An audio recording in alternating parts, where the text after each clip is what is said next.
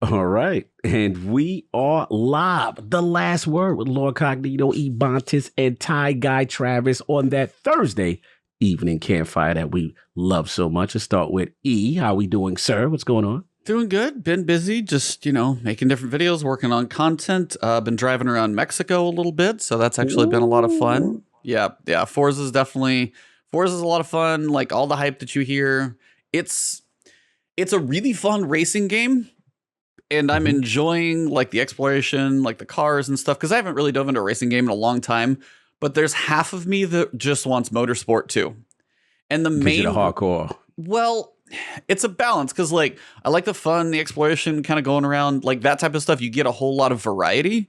But on the other side, basically, it's like when you go to do a track and say I was doing one where I had to drive the Super around this town and like scout out the map, which if you guys have done it, you might have. And you need to do it in a certain time, but it's not like, hey, I'm going to go to Laguna Seca and it's like, I know the track, I know the turns, I'm kind of getting a feel for it. And like really getting that mastery is like a little different because it doesn't quite feel like a track. So some of that stuff always feels, and it just makes me kind of want both, which actually might work well that GT7 is coming earlier next year to kind of give the exploration and Forza. GT7 still has to try and do it right, which they haven't done in a while to me. So I will be curious, but if it is like very track specific and they can kind of get some features right paired with this one, it's kind of a nice balance of both, because it was like motorsport and GT7. I don't think GT7 would hit as well, but if it's exploration, a little more fun, and the GT7 next year, I think that actually might probably do them both well. But Horizon 5 is very fun. Travis, what have you been up to, man? Besides working your tail off, I'm sure, as usual. Yeah, so I this week my preview for Farming Simulator 22 went live. Saw that. Which I spent a couple days playing that, so you can see that on IGN. And then I also have been playing Forza Horizon 5. I did my first assignment for the IGN wiki team. Yeah, I had to document every single XP and fast travel board on the map before the game came out. So I was like driving around, and getting all the boards is already enough work, but when you have to stop and take a photo and then go to a interactive map on IGN's website and drop a pin and then match it to a page and all that stuff, it's like it slows it down. It takes like 5 minutes per board, so it's like not just about finding them and getting 250 of them, right? All the boards. Yeah, 250 of them. So it's done. If you go to IGN's wiki, you can see the map is fully complete. It's got everything on it, all the pins. So you can use that as your guide. And I personally, my experience playing this game now is very weird because I got every single board before I did anything, including doing any races. So you just like drove around everything. Yeah. How did you get? Drove around. I got every single board, and then after I was done, I was like, all right, now time to start playing the game at all. And well, I guess you don't need exploration for the barns. It's just the boards are all on the map. So like the map and mini map. The barns are on the map too. The barns eventually get there, but like some of them unlock as you go. But yeah. Right. So man, that's a lot. I completely did that, and then yesterday I actually started playing the game for the first time after having gotten all the boards, and I beat it already. Jesus. So, yeah, I'm moving on. I'm on to other games now. This man has no time. This man has no time. He's got to move on to bigger and better things. I see why they hired you. I see why you're the number one hire over there. Yeah. Thank you. Yeah. So I'm done, man. I'm now moving back onto some of my backlog games. I'm also playing San Andreas again because the Grand Theft Auto Remastered came out recently. So had to boot up and see how my Grove Street was keeping.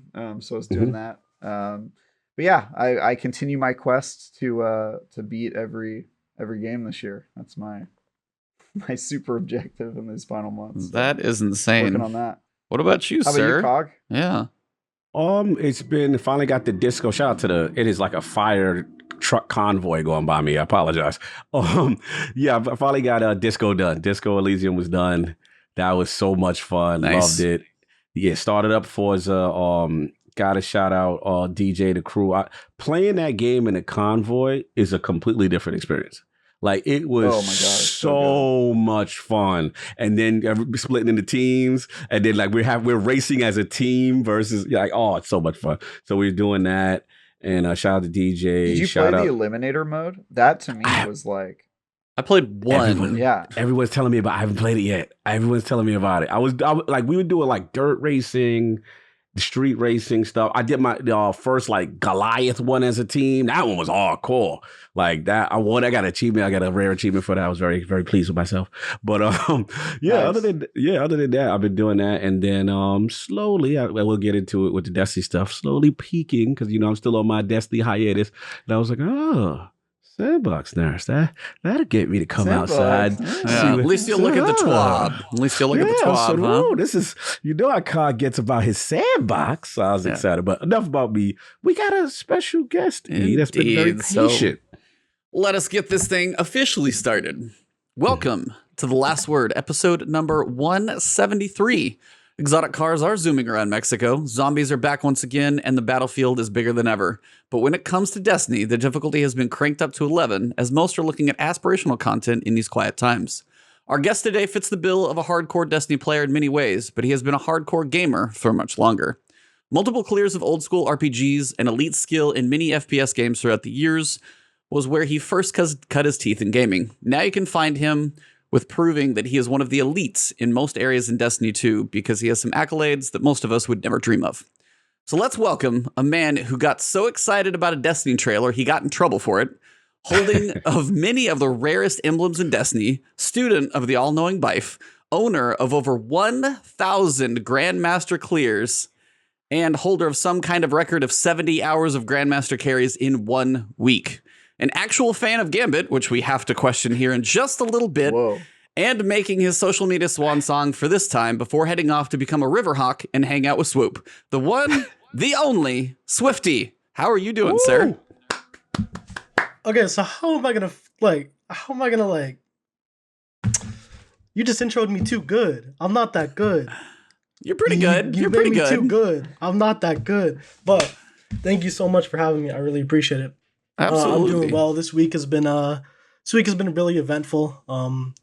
As you three know, my Discord got hacked this week, and it's been really a stressful time. It's been very difficult dealing with Discord support emails and just trying to get my account back. I feel you, brother. So that's just how you know you made it on my when mental. they're out here hacking you, man.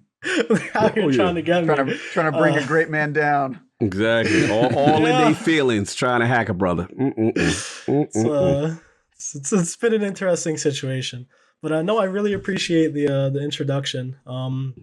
As you said, I play Destiny a lot. I play Destiny a really, really stupid amount. I'm on the game 7-8 hours a day, just grinding out. And my favorite activity, at least until recently, was GMs, Grandmaster Nightfalls. Ever since season 1, I've always had an eye as more of a Sherpa, somebody who helps out other people. And Grandmaster Nightfall just seemed kind of like the next step for me, going into that area where just get 2 people in the fire team. I know the strats. I'm a pretty good player. So, help them out a little bit, Nice. And that's kind of... I've been a Destiny fan for a long, long time, but Grandmaster Nightfalls is definitely where I feel like I peaked. Nice. As far as my interest in the game and kind of showcasing my skills. So taking it back a little bit within at least the Destiny stuff, and we'll touch on a couple things kind of about your history. But I know I kind of joked about it on the intro, but you got to tell more people, because I know how you got in trouble because of Destiny, but you've got to explain this whole situation that a trailer caused you to get kind of busted. Like, I want everybody to hear this one, because it's actually pretty funny. All right, so this is back a little bit before House of Wolves, and so I used to go to well, first off, I should say my family is a long line of teachers. A lot of my family is teachers, and coincidentally, because my brother was looking for a job, kind of in the area about a year before this happened, he actually got a job as an English teacher for the school I was going to. And so, yeah, the crazy coincidence, right? That's crazy. My brother is my English teacher, and it's a small world. My brother's my English teacher, and so what happened one day is me and my boys in class, we're like Destiny. We're a little Destiny fan group. We all had Xbox 360s back in the day. And it was around the time of House of Wolves. And so we're sitting in my brother's class. And so for perspective, the teacher's desk is like top left, and then there's like a little U shape. And we're in the bottom right of the U shape. We're polar opposite of his class. And he's on a little break period. And me and my three friends, we're sitting in the back because it's break time. So we pull up the phone. That's right. And then we see that Bungie drops the House of Wolves trailer. And we're hyped, man. We're like, this is going to be good. But we're in class, right? So we can't get too loud. So bottom right of the class, polar opposite from my brother, who's my teacher.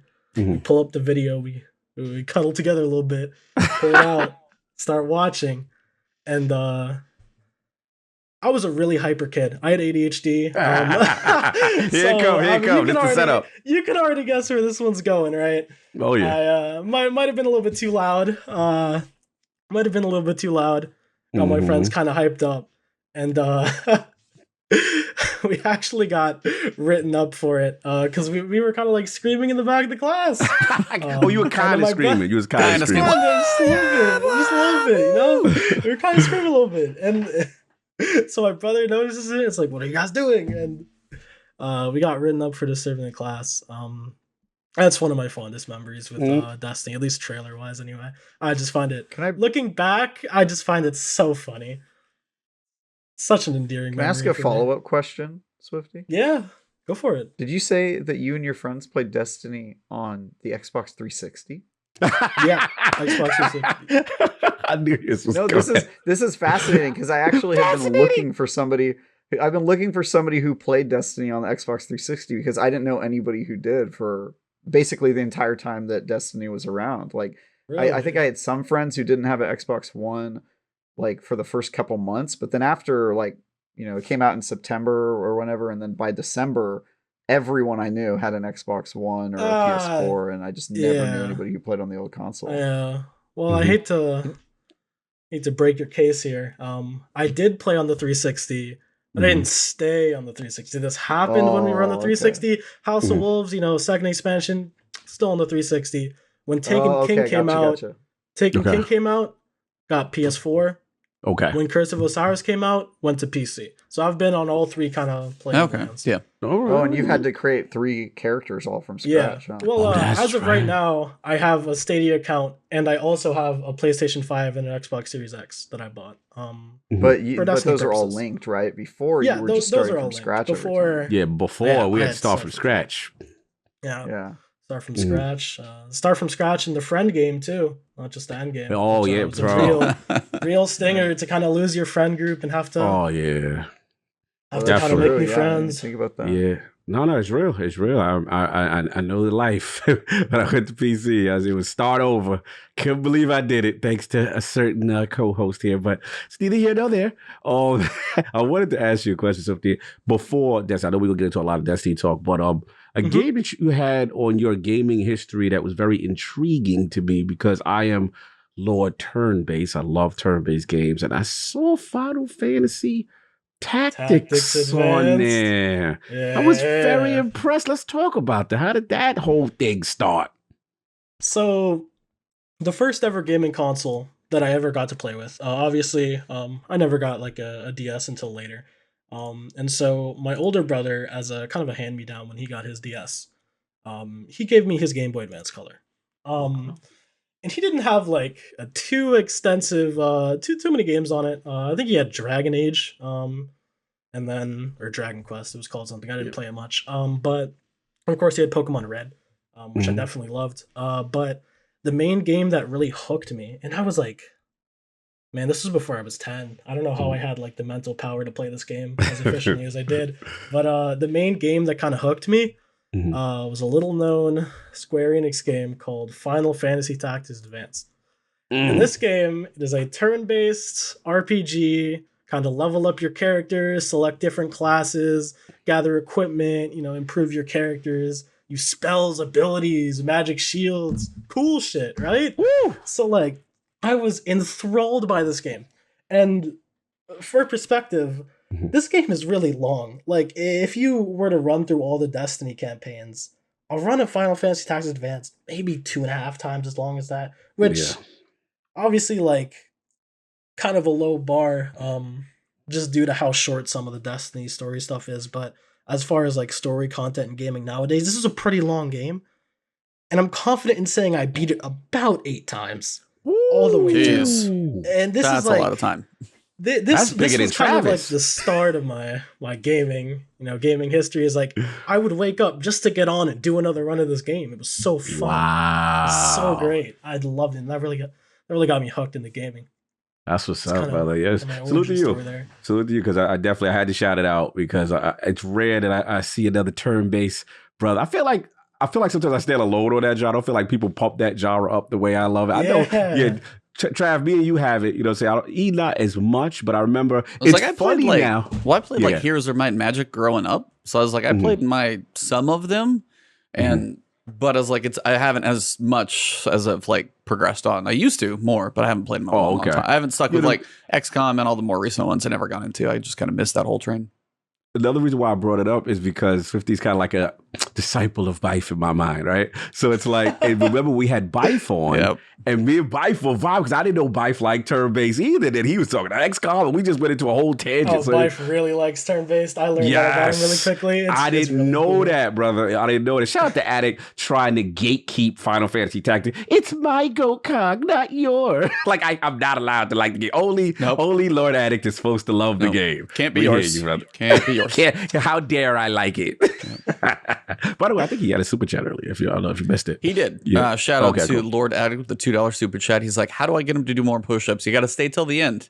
I will do some. Even though I literally just did push-ups. I literally just did push day, so I'm barely going to squeak. I'm going to try and do a set of 10, but yeah, we'll see.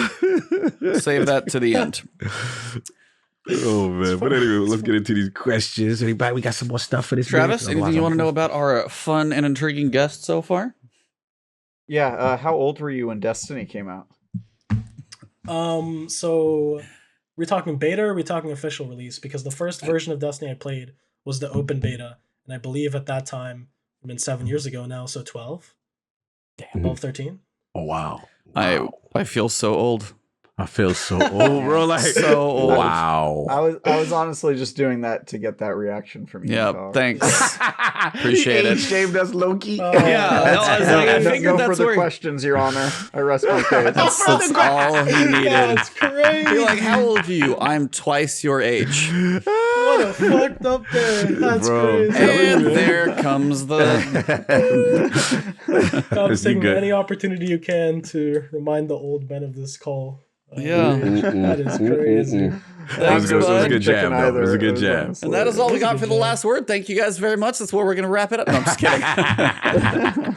We'll get through the demonetization. It's too late. I missed my early bird dinner, so I got to make sure I go get my beauty sleep. You used to get that honored citizens discount. Yeah, hold on. Let me go get my insure. And, about 20 minutes late to bed. Might have to scoot over the microphone, old man. Cogs depends have needed changing for a while now. So savagery. Anyway, I will say the nice thing about my chat, though, typically, and I don't know what caused this, maybe just because I'm on the calmer side, not like crazy animated guy.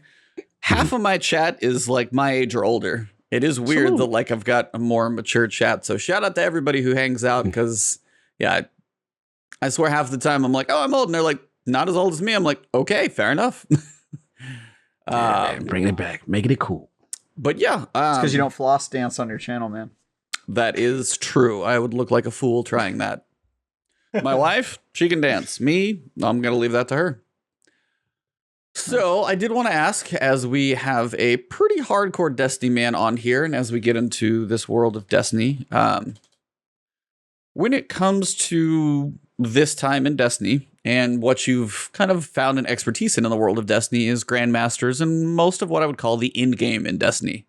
And I wanted to ask you, because we had this topic before, and kind of see where you were at. Where are you at with regards to what Destiny has for an offering in the world of in-game, the rewards, Grandmasters, things like that? Do you like where you're at? Do you like what the difficulties do? Do you think the juice is worth the squeeze? All that type of stuff, basically. Where are you at in kind of Destiny's end game at this point, since that's what I would say your mastery kind of falls in. It's too easy. Trav's gonna like these simple. answers. Trav, look at Trav woke up. Trav's He's like, oh, he's like, that's the show I'm ready for. I love when someone agrees with you. Travis leans forward. He's like, hold on. Through the roof. My main statement in regards to Destiny's difficulty is it has a different kind of skill gap.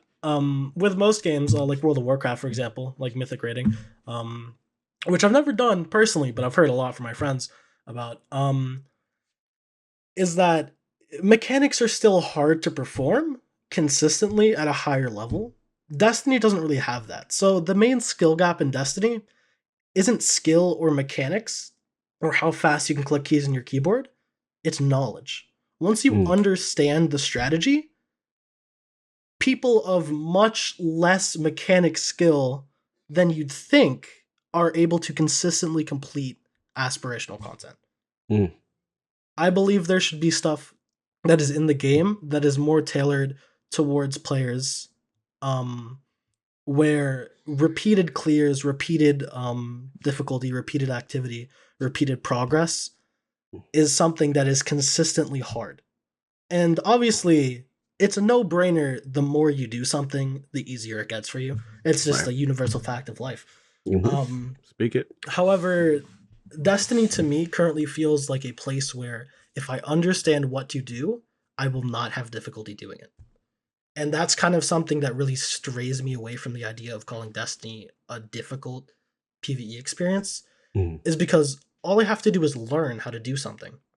I don't feel like I have to perform. I never feel like I'm put on the spot. I never feel like there's a hard DPS check I need to hit. I never feel like I need to overcome as a player.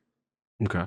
I just feel like I need to inhale kind of the knowledge of what I need to do, the best, most efficient way to do something. Efficiency, and it can be reasonably expected of me to complete that every single time I run it back. Like,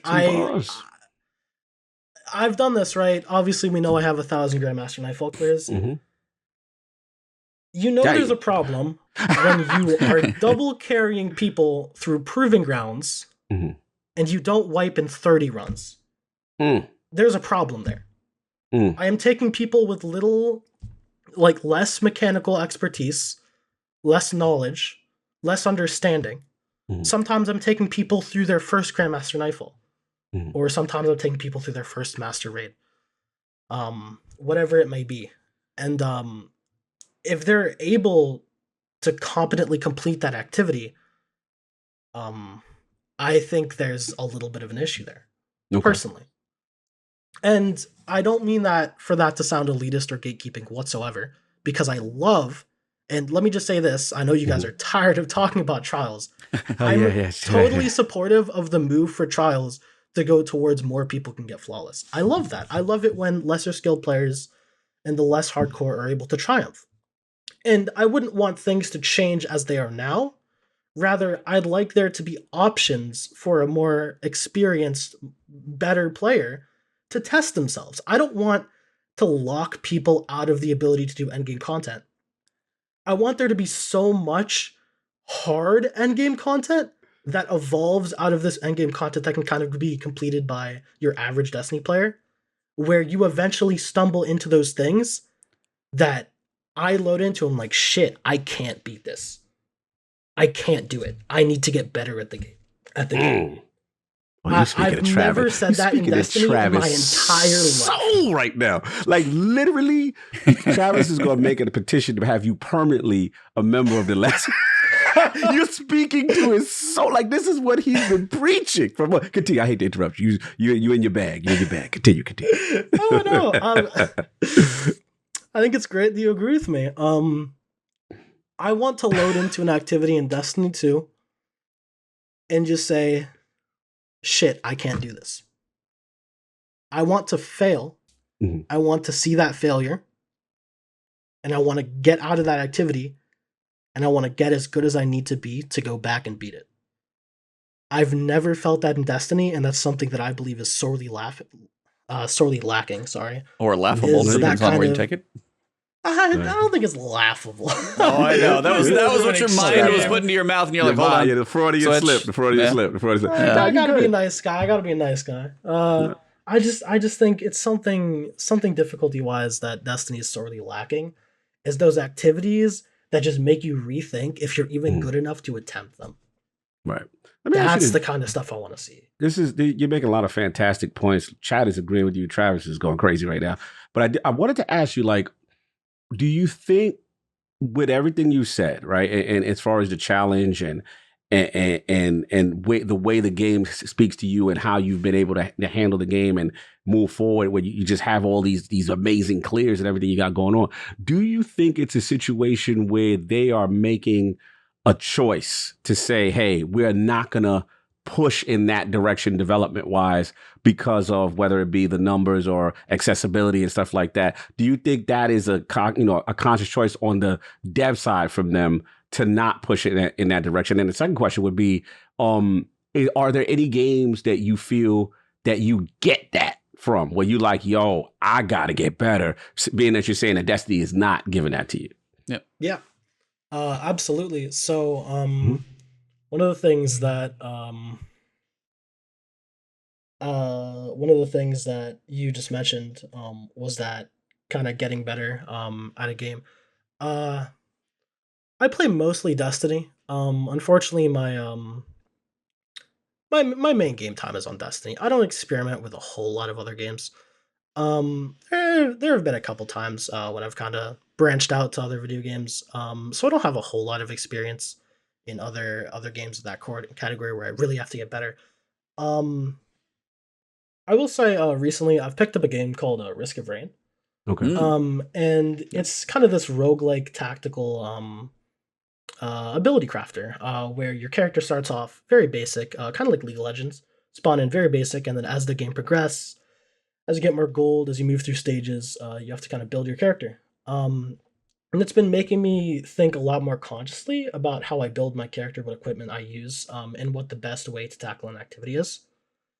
I'd say that's probably the closest thing I've personally had to an experience of like, okay, I need to approach this differently. What items do I need by this stage? How do I go about doing this? But I still wouldn't say it's exactly difficult. I did try to get into World of Warcraft during one of Destiny's down seasons, but it's just not the game for me, man. I was like, it's probably hard to get in now, honestly. I mean, I played forever ago. Yeah. I played when you were in diapers, apparently. No, I'm just kidding. But no, I mean, seriously, it's like World of Warcraft, I've heard some people have stuck with it for a while, but yeah, it's like it's not what it was. But even World of Warcraft is a difference in difficulty versus having the numbers and mechanics and things too. As you are one who tends to want something that's really going to challenge you, you strike me as somebody who needs to play like Dark Souls and go into trying to figure out your build that's going to work, or see if you can do these bosses without taking hits or anything crazy like that. I mean, that sounds like a challenge. Or something like Hades. Dude, Hades is a fantastic game, first off. That, like, I think I played it at the start of this year. I was a little late to it. I couldn't put it down on stream. It is so fantastic. And if you like that roguelike aspect of Risk of Rain, on top of a fantastic story, reasons to play, ways to make it more difficult against you, like the progression in that game and a story for a reason to keep progressing, I think you would honestly love Hades, and it can push you really to think about, especially as you said, builds, because depending on where you start, what you go for, and kind of the buffs that you get, Hades may be like a perfect game for you, depending on if it speaks to you like that one. Because that, for me, it was an amazing, amazing game. And I think it's hitting a lot of boxes that you just mentioned out of Risk of Rain and more. Yeah. But like, oh, you have? Okay. It's fun. Yeah, it's fun. Nice. I played it. Salute. Have you ever done like Souls games? Do you like those type at all? Souls. I've played Souls games like 360 era back when I was like 12, 15, between that age. I've never gotten too into Dark Souls or Souls. I was thinking about picking up Bloodborne. Oh, please do. Seems super enticing. Unless we're gonna get like a remaster soon. I swear that's always on the edge of like, please give us. I don't know how we don't have a 60 frames per second version of that, at least by now. Like, that still boggles my mind. Was it not? Wait, it was on PC. Was it not 60 FPS? It's not on PC. It's not on PC. It's only on PS4. It's only on PS4. It's 30 frames per second. It's a pretty good casual game. Yeah. Okay, man. But I was gonna say, but like Bloodborne, Sekiro, like those are both personally very like fantastic games. Both of those are very good. Maybe I'm a casual here compared to Travis, but I still think they're an enjoyable experience. The final boss in love them all, Sekiro, and some of them are difficult. final boss in Sekiro was quite a treat. I'll say that. Oh, I remember your face on that stream. Whew. Yeah. I mean, yeah. I was just saying, like Bloodborne in particular, I think is super easy as a Souls game. That was my first. I actually would be curious how it would be going back. That's why I want to replay I bet it. you if you went back, it would be a joke because like that one, I think I had played Demon Souls and all the other Souls games. So when I got to Bloodborne, I was like an old hand, and I think I beat that game in like 5 hours the first time I played it. I died like twice. I was just like, all right, cool. Next game. we got elite gamer over here, but it took Yeah, me more tries than that. Replay it. It's an easy game. I'm not elite. It's I'm about to see these streams, Travis. Yeah. Oh yeah. Anyway, to bring it back to the Destiny. points Sorry, that, you also made. It's all good. You were commenting earlier on how you believe, or you were asking me if you believe that I thought it was a part of Bungie's process to not give us harder content. Absolutely, 100%. And I believe this is actually confirmed in one of the TWABs, if I remember correctly, as they spoke on not being able to focus as much resources into a master mode difficulty because the raids at base only see a certain amount of engagement that just doesn't make that a worthwhile use of the developer's time. And that sucks. That really sucks. Yeah. I also think that's also partly due to the way that Destiny is portrayed. So I believe that Destiny, and I mean, I don't think anybody's going to disagree with me on this one. Nobody compares Destiny to Dark Souls, right? When you think of aspirational Destiny activity, you're thinking, get my light level up so I don't get one shot by enemies. Yeah, get basically. my mechanics up so I have to 360 on knights. It's just a completely different mindset of when we're talking about the word aspirational. And so because Destiny is portrayed as such a more casually engaging game, a game that really grasps onto the casual player base, which is great, which is awesome. And every single game needs a casual player base to survive. Yeah. I feel like the casual aspects of Destiny in comparison to other MMOs, the player base split is just catastrophically different. You look at something like World of Warcraft, and I could guarantee you a much higher percentage of that community is geared towards the end game versus Destiny. And so I feel like because of the way Destiny is portrayed, to be more of a not as much of a hardcore end game experience, more of a visually enthralling kind of play at your own pace game. It definitely doesn't attract that hardcore audience that it needs to retain the numbers for Bungie to want to invest into something like that. And I'm going to side off for a second. I love my clan leader, Bife. Right? I love him. He's a great guy. And we actually had this discussion about raids and difficulty. We got in a private chat one time. We were just talking. I think it was after we worked on a spreadsheet for something. Okay. Might have been after a GM or something. But he just brought me into a call, and we talked. And he actually came to a really, really cool alternative that I wanted to bring up that I actually kind of agree with. Let's get it. There should be easy mode raids. That's probably a take you haven't heard. Let's break it down. Would that be like a match mode easy mode? Remove the mechanics. I think I proposed this. Less mechanics, right? So less mechanics, obviously less rewards. You would just be getting it from kind of the world pool, as far as rewards, and not exactly like the raid rewards, right? But what an easy mode raid would do, and this is big off the life because this is a fantastic idea, is it helps bridge the casual player base into the harder difficulty. It gives the casual player base, think of it like a strike. Okay. Grandmaster Nightfalls, right? People aren't going to do Grandmaster Nightfalls if they haven't experienced the base strike yet. Absolutely. And so when you're presenting strikes to people, then they eventually want to say, oh, I want enhancement cores. I want prisms. I'm going to go do the 1370 version. And then they're like, oh, I like this, but I want adept weapons. And then they gear up and they do the Grandmaster Nightfall. Right now, we're at a state in Destiny where a large percentage of the player base doesn't engage with raids.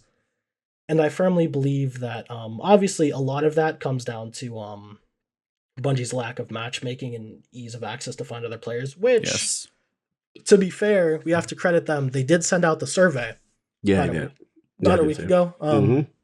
So hopefully, obviously, friend game is end game is a really, really strong statement, and I really hope that Bungie can live up to that, because the matchmaking offerings are just a little bit weak at the moment, in my opinion. That's a nice way to phrase it. Yeah, I'm a nice guy.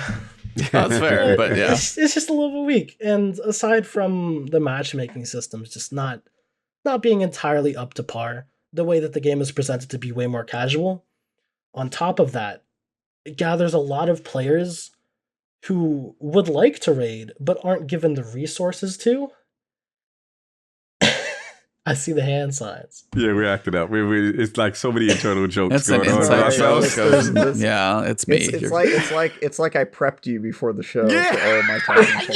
Yeah. It's like I had a call before. Travis over here is winning. He DM'd you privately and was like, all right, so we want to talk about these things. I need you to just speak. You need to say. Yeah. Wait, we're not going to talk about the private call we had like an hour ago? Yeah. What happened to that one? The check cleared. No, this is great. This is great. I love it. No, it's like, and that's, I mean, after playing World of Warcraft for, a few years, I've mentioned it a couple times, but as you said, like 1,000,000 times every episode. Yep. Yes. Comes up a lot. It's fair. But it is also one of the, like, just like Destiny has managed to live on past all the Destiny killers, World of Warcraft has somehow managed to live on after all the World of Warcraft kills. So there are some things that benchmark. I was like, it is one of the few that's done something, not everything. And of course, there's ups and downs for anything that lives that long. But like, that is one of those things when they implemented matchmaking into even higher level activities, like, I mean, picture a Grandmaster Nightfall, but like a dungeon, but a little baby dungeon.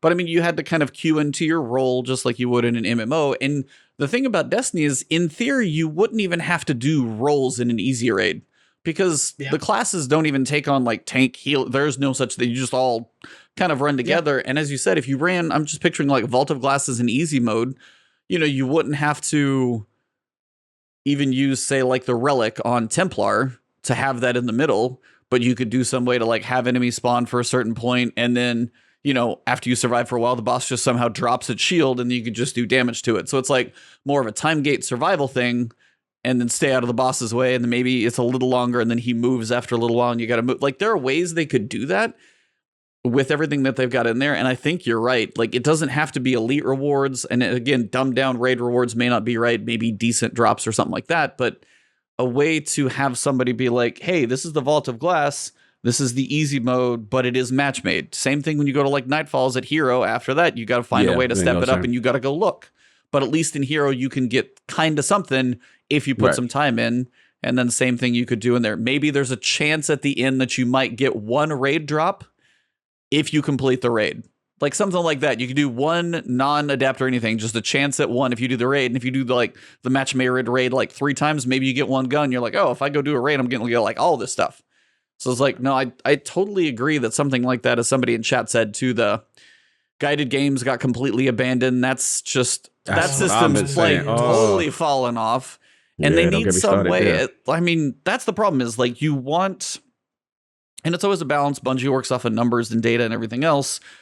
The hardcore do want the hardcore activities to do, the very difficult ones, the push them, the one that you walk in and you're like, holy crap, we just got wiped and I don't even know where to start. Like, that's those moments that you want to get into something that pushes you that far.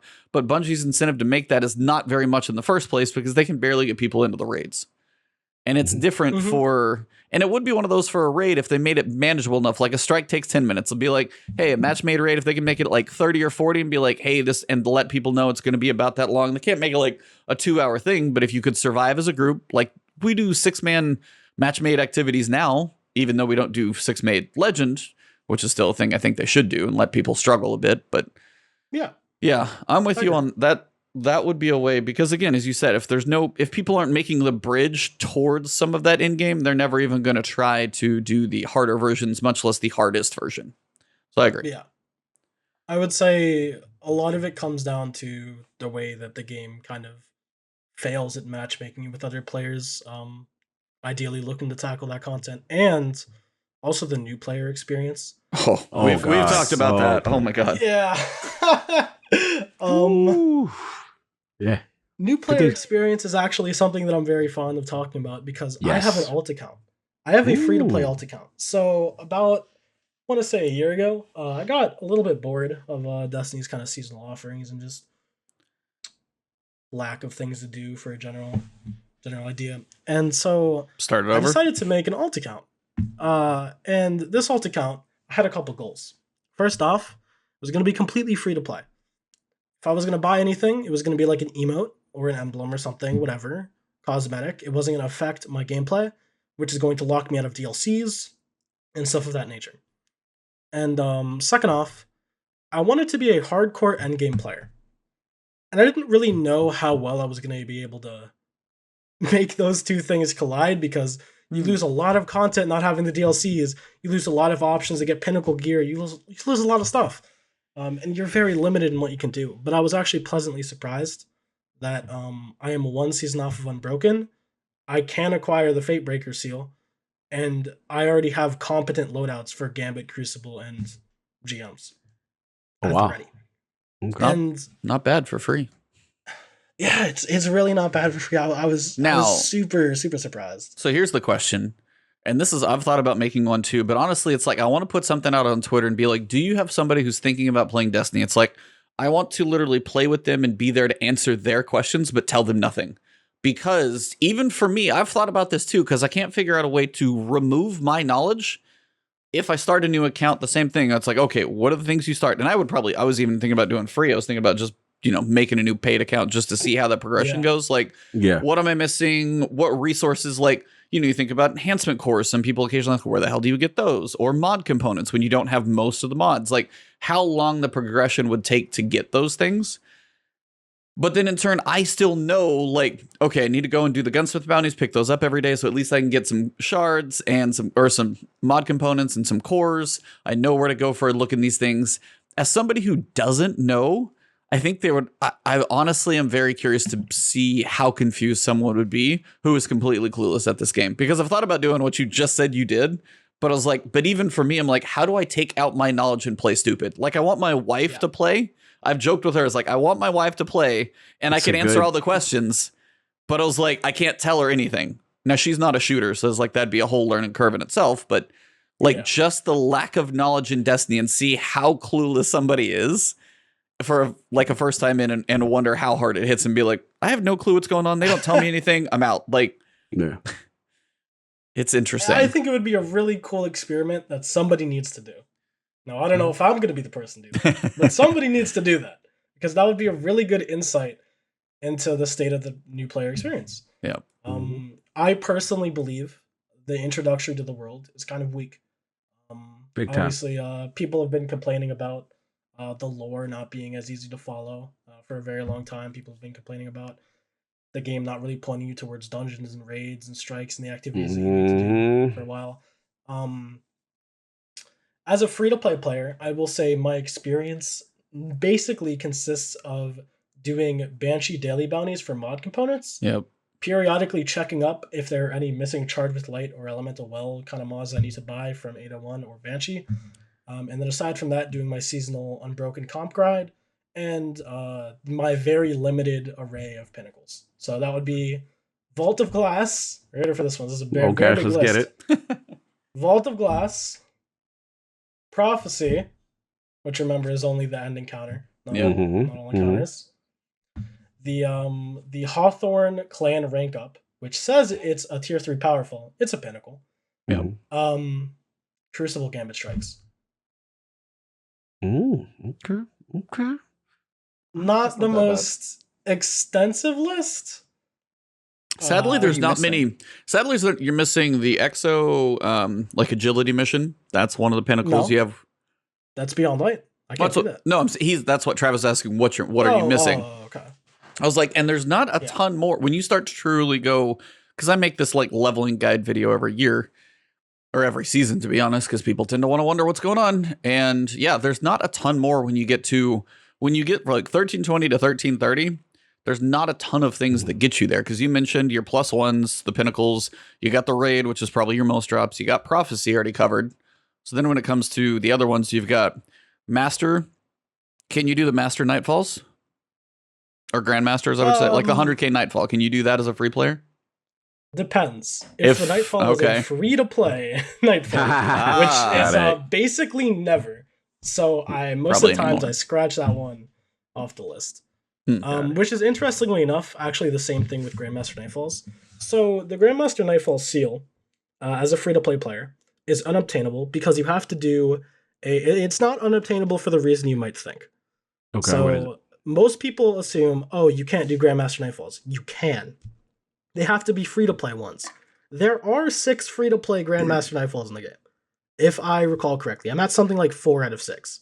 Okay. So you can get that part done. You can obviously kill champions. You can obviously get a high-score Nightfall. The reason why you can't do it is because you have to do a Grandmaster Nightfall on every subclass. Stasis is one of the subclasses. Can't do it because of that.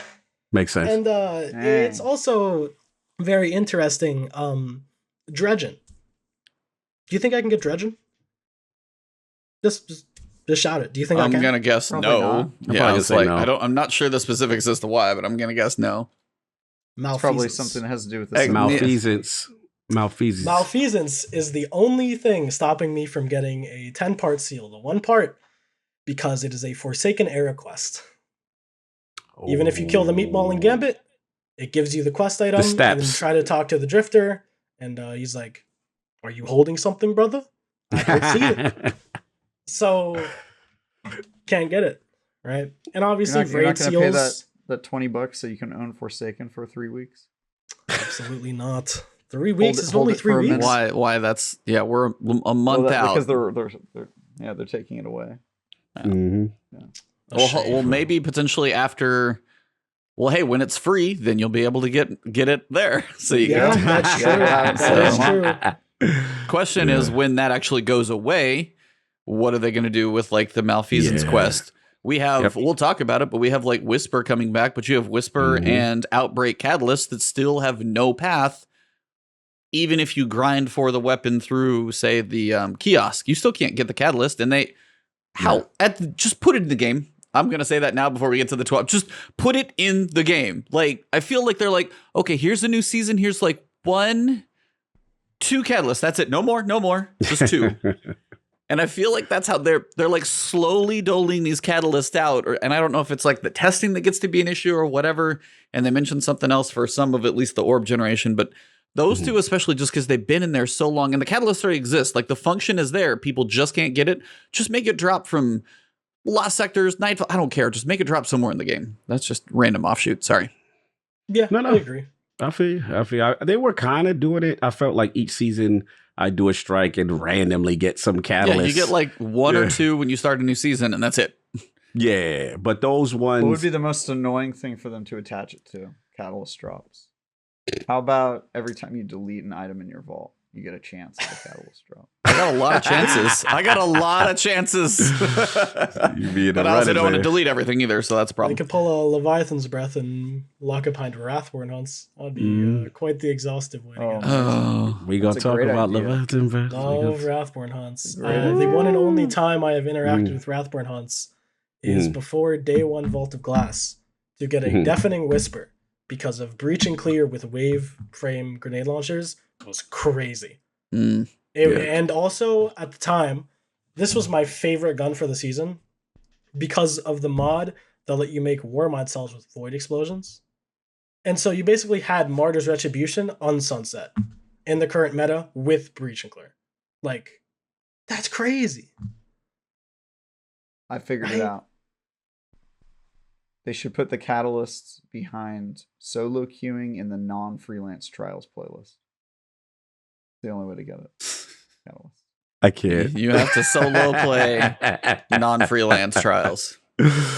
That would be the worst way to dole out the You have to go flawless. How about that? You have to solo queue into the main playlist and you have to go flawless. That's right. Solo flawless in the main playlist. Damn. Flawless This guy took my idea and made it just so much worse. Way worse. So much worse. But hold on, we can make this worse. Let's get it. It also has to be during the week of flag captures. Trials labs only. Trials labs only. Labs only. You're locked into it for I don't know how many months. Oh my god. You better gather the squadron because you got 4 days. All right, before you make too many people squirm in their seats or if they're driving, they're crying right now. Yeah, the new player experience definitely could need some work, but it is impressive to see how far you've actually come. But it is annoying to see some of the very specific limitations. Like you can't get xenophage, for example. I know that one you can't even touch. Like there's quite a bit of stuff that is locked away. So no, that's a great experiment. You're really doing the Lord's work here. Because that's like true dedication, going through all that just to see what to see if to see how it is. Yeah. Sure. Well, I have all 3 characters almost at pinnacle cap again, and I have like good roles. Like I'm competent in in-game activities. Funny enough, I have the flawless seal. This is because this account existed before they changed trials to not be accessible to free-to-play accounts. But you can't guild. You can't guild it. I can't guild it. And if I didn't already have it, I couldn't get it now. Okay. But I do have the flawless seal. That's impressive. That is impressive. There's that. Not bad. Well, gentlemen, we do have a meaty TWAB, to say the least, so we probably should talk about that just a little bit. Man. There's a few things in here, nothing too specific. Just a bit. First thing, though, definitely always Bungie doing some proper things out here, so I want to read this little part. There's a free emblem for you guys, but I'm going to give you guys a little rundown. Everyone at Bungie, both trans developers and allies alike, stand in support of our transgender and gender non-conformation communities. We join the call to end anti-trans violence and discrimination. The stars burn brighter because of your courage, unwavering strength, and pursuit of truth. Ahead of Transgender Awareness Week, which celebrates the lives of the transgender and gender non-conforming community, from November 13th through November 19th, we are proud to announce our new trans pride emblem, Be True. Your light inspires, helping guide us all on a path to a better future. May it only shine brighter. As Transgender Awareness Week leads into Transgender Day of Remembrance on the 20th, a day to memorialize the lives lost to transphobic hate and violence, we also recognize the hardship this community faces. We invite anyone and everyone to join us in remembrance by donning this new emblem, and there's a code you can use to unlock it. Just attach it to your account and just literally jump on the TWAB. Code's there, pretty straightforward and easy. They're also going to have all sales from Bungie's Pride Pin during the month of November will benefit Trans Lifeline in support of their efforts to provide peer support to trans people in crisis through respect, anonymous and confidential communication and resources. Bungie's just always out here, honestly, just leading the way when it comes to literally like being a beacon of like what companies can hopefully strive to be. And once again, just standing out right here. So, I mean, literally I've spoken to some developers, you've watched some go through on Twitter and things like that. So shout out to Bungie for being as open and welcoming and supportive of just people in general in all ways. In general. Yeah, they don't get their roses for that. They do so much for the community, all communities, and they really get behind it and put their money where their mouth is, kind of thing. And you got to respect it. I mean, from the trans community, the Pride pin. I remember the Black Lives Matter pin. They always bringing awareness. You know what I'm saying? So you got to salute that, and the inclusion of Bungie to not leave anyone out. I always respect that. So salute. Good luck. So I know that was a short little piece, but we definitely had to shout it out because, always a good thing to do. Yeah. Now we get into the interesting stuff. The TWABage. The meat of the TWAB, you could say. That was just the amuse-bouche. That was the appetizer. All right, back to the lab again. So I'm going to give you a quick rundown of trials because we've literally talked about it every week of the season so far, and they are still keeping us to it. This one will be a little shorter, though, because the meat of the TWAB is also the Sandbox, which Cognito cannot wait for. Yes, that's what it'll be. Be careful what you wish for, Travis. I want to talk about trials every week. I know, right? That's true, right? Yeah, that's true. That's true. We want PvP to be a focus. All right, here you go. They're like, here you go. You want PvP? We are not going to shut up about it. Exactly. PvP sandwich. Great. So, coming up this Friday, tomorrow, depending on when you're catching this one, they are going to do trials labs, and they're going to revisit the capture zone trials. Same pieces are going to work for 30 seconds after the round starts. A capture zone is enabled. You can see where the round is going to be from the start of the round, including the timer.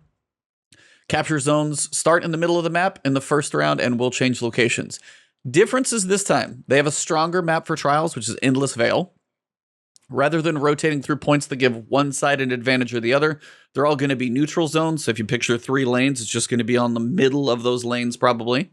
And players no longer get super energy when capping a zone, either before or after the round ends. People were just like kind of sandbagging on them after a little while, or piling on basically. And the matchmaking is going back after the, cumulative win thing that was trash fire on Twitter, which we talked about last week. It is going back to card-based matchmaking only, and the flawless pool will return on Sunday at 10. Also, with Trials Labs, you have 2 times reputation. So if you're looking to get some of those engrams, some armor, unlock some of those, this is definitely a weekend, and Trials Labs will be an interesting experiment. But yeah, definitely, if you're not going for a flawless card, by the way, my advice, use the Passage of Wealth, I think it is, because you get bonus reputation for the whole way through. Yeah. So you may as well use that unless you just plan to go flawless, because if you're just trying to solo queue in, probably not going to happen, so you may as well get the reputation. Good point. Good point. I always do that because I'm not going flawless by myself, at least. If I find people to randomly play with or I jump in a backpack, that'd be different. But by myself, wealth the whole time. Do you guys have any thoughts about this one? Are they good changes? Are you curious to see? Is Trials just like, are you done with Trials at this point? Cog, are you even going to jump in? I'm so exhausted with Trials. Look.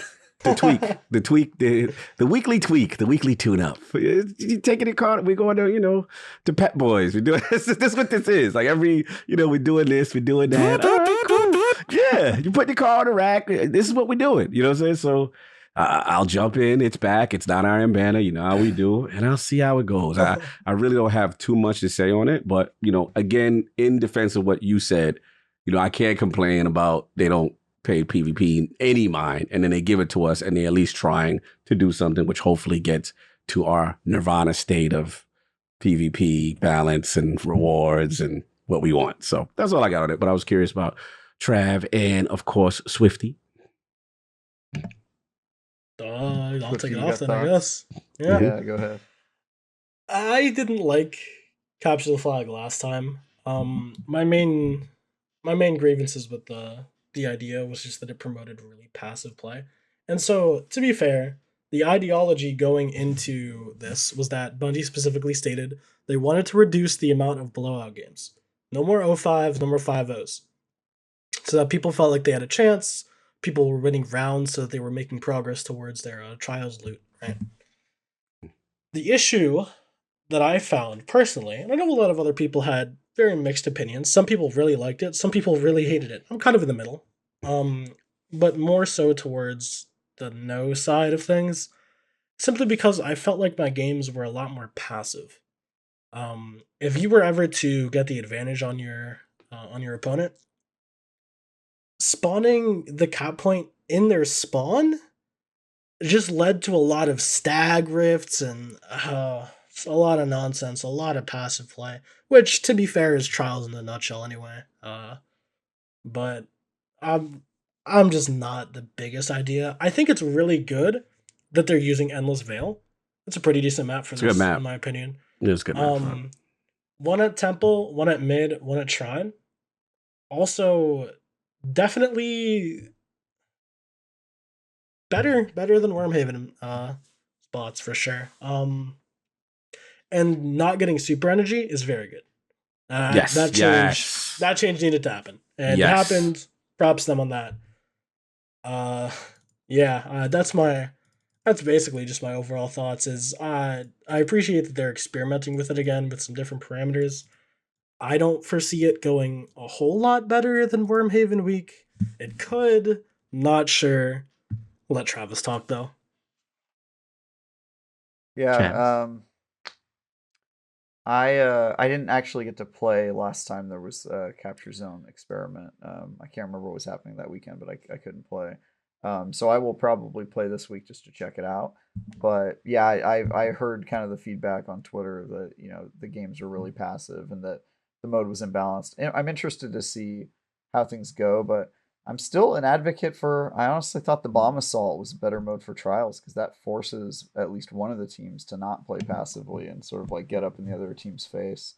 I am glad that they're trying different modes. I think that the mode they have for Trials is a little tired.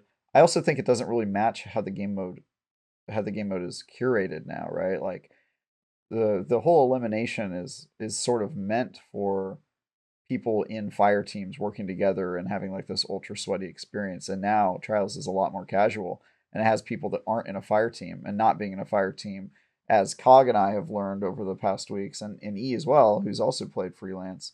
The elimination mode does not really lend itself well to 3 people who all are not talking on mic, because one guy runs off and gets picked, and then the other 2 people just get destroyed because their teammate, was trying to Rambo it. I don't think that really works with that mode. So I think they kind of have to find a new mode if they're gonna keep Trials casual and have matchmaking in it. Then the mode that they built isn't really designed super well for that. So I am glad that they're trying new stuff. But yeah, we've talked about Trials ad nauseum. I think people know where I stand on it. It's probably not a mode that I will play as often now, just because it's a little bit, you get through it really quickly. There's not anything I need from it from a loot perspective, and it's also not incredibly compelling from a competitive perspective because matchmaking is such a crapshoot. So yeah, I'll definitely play it this weekend though, just to check it out and see how the capture zones work. But that's it. No, that's fair. Mm-hmm. Yeah, it's like it'll be an experiment. I think overall, at least for them trying the capture zone, the changes they made seem positive, at least the ones people were asking for. As for the success of the actual zone itself, we'll have to see. And as Travis said, it's like if you had freelance and everybody's in chaos, but it's like if you get paired up with a 3-stack in something objective base, you're probably going to be in trouble unless you are like an elite trying to see how it goes. But generally, yeah, as he said, one guy goes off and Leroy Jenkins is it and gets hit in the face, and then all of a sudden you're down. So then you're just outnumbered, and it's already tough. So you have your moments. Yeah. Sometimes they go okay, sometimes they go poorly, but usually as a solo player, it's a mediocre experience at best. Yeah, it'd be good if they had a mode where, like, even if you weren't in a fire team in a party chat, it was very clear what the whole team had to do, right? Like, that's what the good thing about the bomb assault is. Like, you don't have to be talking to somebody, but even a blueberry knows that they have to defend their bomb or they have to plant the bomb at somebody else's site.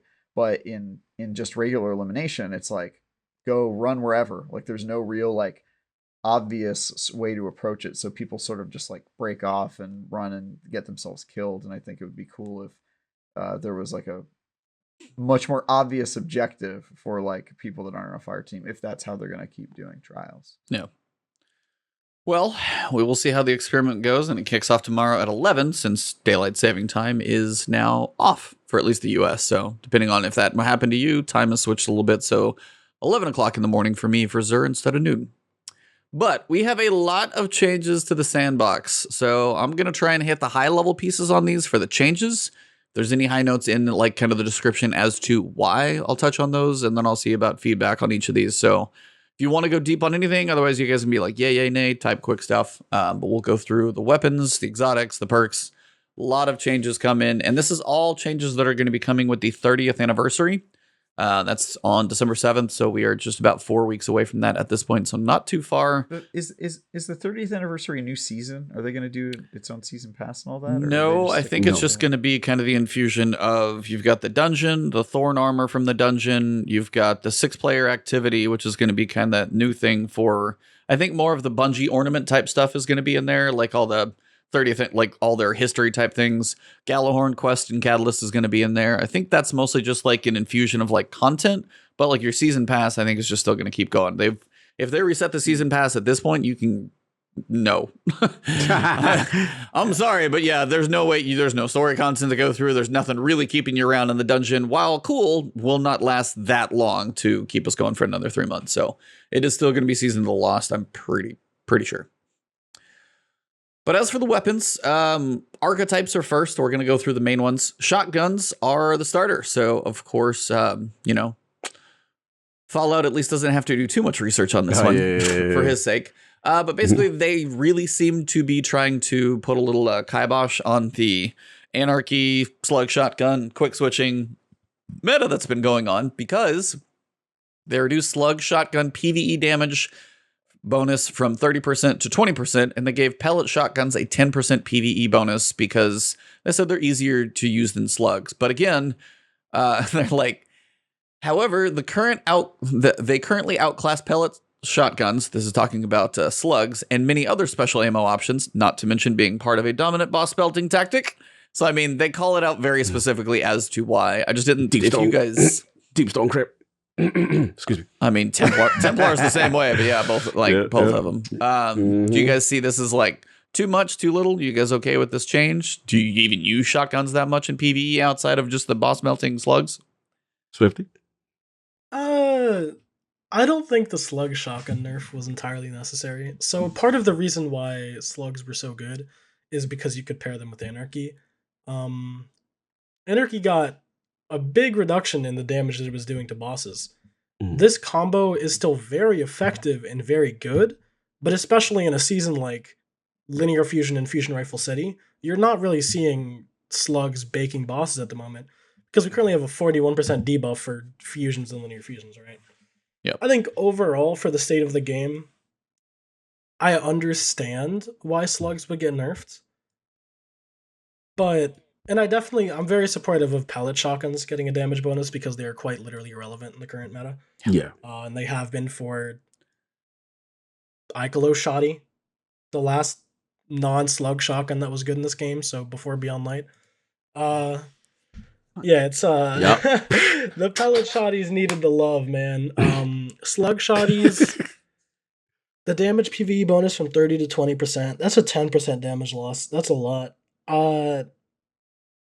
Would it maybe like to see it down to like 5 or something? I think that's a little bit much. A little steep, especially as something's about to get a buff in the next steep. one. Yeah. It's just, it seems a little bit unnecessary for a 10% damage nerf, in my opinion. Yeah. So, feels kind of like, gives the same kind of vibes as when legendary snipers were very good. And then in Shadowkeep, they shot those in the face. Kind of came around and gave legendary snipers the teabag, and that was that. No. I gotta go off on a random tangent though. Let's go. Okay. Glad had mentioned something. Is like, what is the main focus of the teabag? Is it the fact that I saw this tweet. Is it the fact that the teabag resembles a very specific piece of anatomy? Or is it the up and down motion that you're doing that is like the teabag in the water? What is the main focus here?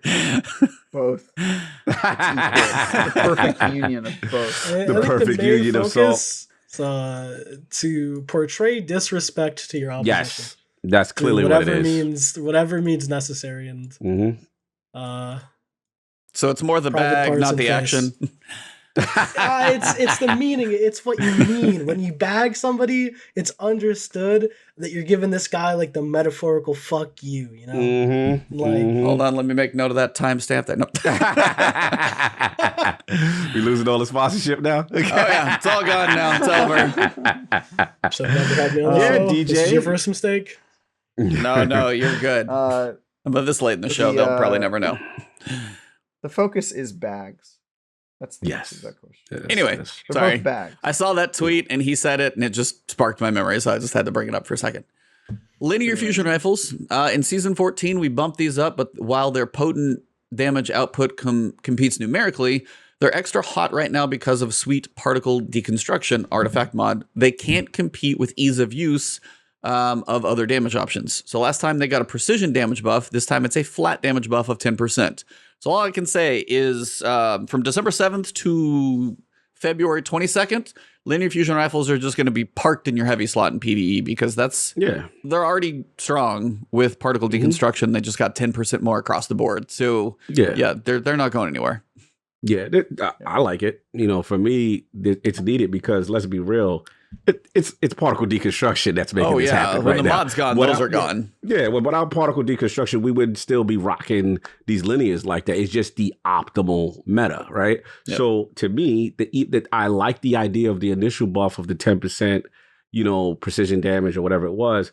But overall, PvE, let's get that get that damage up even on body shot or whatever because it makes it more viable. I just felt like, comparatively to a lot of the other heavies, especially legendaries, like it just wasn't. And then we're going to get into my sleeper soon. Oh, yeah, we'll get there. I will say that the Loot Cave DPS strat, probably linears.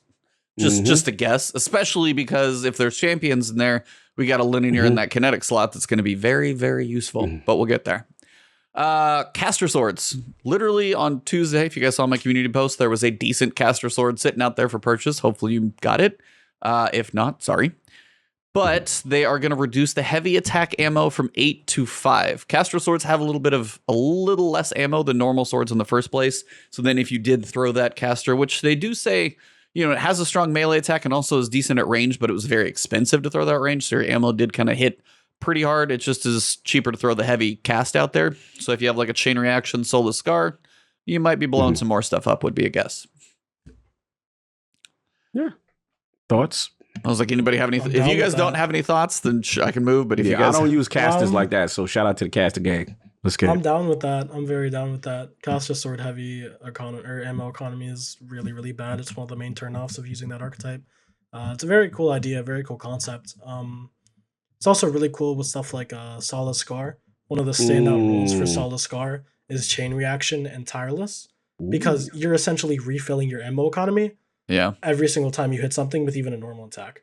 The issue with caster swords is that there's almost never an incentive to use the caster part of the sword. Part of the sword, yeah. Which I think it needed this ammo attack reduction this ammo cost reduction, and if anything, I'd also love to see it get a little bit of a damage bonus for just using the caster part of the sword. Yeah, that's just the part. because you do more damage just light attacking over and over again than you do even bringing heavies into the mix, I think. Yeah. Relentless Strikes is still going to be ultra powerful, I'm pretty sure, just wailing away on something. Yeah. Agreed. I did goof around probably in like one random Lost Sector one season with a sword, and I'm like, all right, I'm going to see if I can do this with a caster. I got it done, but I would never recommend it. Bows. In Season 11, they said they bumped up bow damage 10% versus rank and file. It's going to be your red bars. Having seen this in-game for a few seasons, seems safe to nudge them up again. So again, PvE damage against rank and files for bows, approximately 10% more. I love bows in PvE, so this is no problem for me. I love smacking stuff around.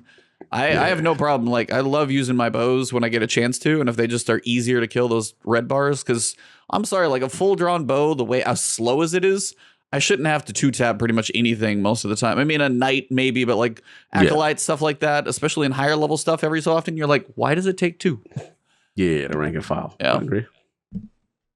Yeah, I agree with that. I'm kind of surprised they didn't exclude Tikus from this, in all honesty, because Tikus is kind of just like really fucking good. I support the damage increase. Yeah. I don't really think it was necessary, but it's welcome. Bows are already definitely a slept-on option for PvE general usage, but they're also the best overload in the game. Oh, 100%. So I'm always, for GMs, I'm always running a bow whenever it's the overload season. And bows are great, man. I love bows so much. The damage increase is really going to get felt on a lot. And Tikus, oh man, Tikus. Yeah, Tikus will be nice. I am scared for how good Tikus is going to be. Tikus going to be nice. Yeah, that one, when the season that one dropped, I mean, I don't get to use it. And then like the way Trinity Ghoul's Catalyst, which I don't know if that was the same season as well or if it was off, but like Trinity Ghoul's Catalyst and Tiku's Divination, man, those are so much fun for ad clear. Yeah. And as you said, for overload, beautiful. Real nice. The last change for weapons is an odd one. It's actually mostly for, I think, consoles that are not running 60 frames per second or higher. But basically they said, due to an ancient data entry error, hashtag spaghetti code, sidearms and fusion rifle projectiles were non-hit scan. Now, I figured fusion rifles were non-hit scan always because the way they have their the bolts travel, but sidearms were non-hit scan kind of boggles my mind a little bit because I figured most things that fire bullets always were. Behind the scenes, the engine does math converting projectile from non-hit scan to hit scan if it would cover a specific distance in one frame. If you're wondering how coding the game works, there's evidence that it's a little complicated. So this would only occur running at 60 FPS or higher. Shout out to a specific community that provided us with evidence on this issue. So, okay, I guess, or I could be reading this backwards. Is this for people running like 144 frames it was not running hit scan, or for people on like PS4? Which side is going to get the benefit out of this? Because they basically increased the projectile speed from 999 to 9,999, which basically makes it hit scan regardless. So I'm trying to like who gets the benefit here? Because I feel like I'm reading it wrong. Would only occur running 60 FPS or higher. I believe they're saying sidearms and fusion rifles being non-hit scan would only occur at 60 FPS or higher, if I'm reading that correctly. So then people with like 3090s and crazy computers running 144 frames, or like 1080, 240, whatever. If you're going high frames, I guess they were not technically hit scan, and now they will be. So apparently high FPS, you're going to feel a little better on those two weapons. Not a bad thing. Seems like that's a proper fix. I believe that's how it's read. I could be wrong. It could be the other way around. I know. It's like, I was like, it's oddly worded as always, but that's Bungie for you. So got to leave some question marks in the game. Exotics. Now we're going to have some interesting chats here. Vex Mythoclast is number 1 on the list, and no surprise. Yes, we overbuffed this, of course. And while it's kept in shot by the peak shot potential of hand cannons, it's definitely melting faces. They didn't want to kill it in PvE, which I am thankful for. So they're reducing the aim assist stat by 25, reduce the linear fusion rifle mode aim assist cone by 0.05, and the reducing requires 3 eliminations for full overcharge instead of 2. Thoughts from my Vex users, because I'm not one of them. That's me. Let me come to the front of the congregation. Yeah, look, boys, it was a good run. But I don't think it's going to be nerfed to the ground. I mean, this is just my thought initially. I do feel, you know how I feel about auto rifles in general. And in my opinion, Vex is an auto rifle. 100% it is. Rifle. You watch people play, it's just do. And but you're also getting like particle deconstruction while stacking. I'm watching people do like GMs, and it's just like the auto rifle with range fusion particle. I'm like, it's winning this season. There's no question. Right. My only issue with it, Vex is a fusion rifle in the same way that tomatoes are a fruit. Exactly. Look, at the end of the day, my only issue with it reminds me of when we had Season of the Hard Light. My only issue was just like the aim assist from distance. It's just too good. Like I'm beating out pulses and scouts and stuff like that from a distance I feel that they should dominate in. You know what I mean? And that was my only issue. I mean, I was benefit of it because obviously I had the weapon, and who I was facing in trials didn't have the weapon, so I had no problem winning every engagement with that. But in fairness, I don't have a problem with that. The aim assist code, I have to be honest.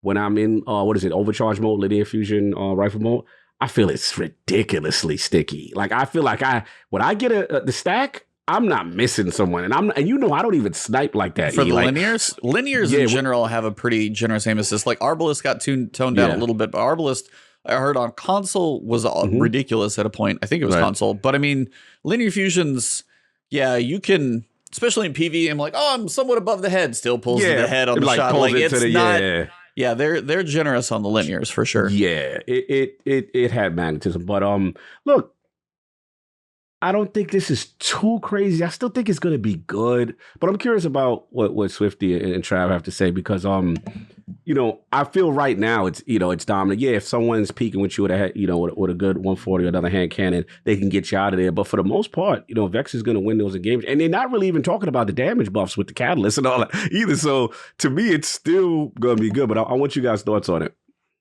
Yeah, I honestly think this is the best way they could have gone about it, and I'm very, very happy with this. The one thing looking at Vex Mythoclast that I didn't want to get changed is how good it was in PvE. Yes. They didn't touch PvE at all. Yeah. I'm very happy about that. If it was going to get a damage decrease, something like that. Agreed. Those are fighting words, right? Yeah, I'm with you there. I'm with you, brother. Really good weapon. So good in PvE. Feels fantastic. Oh.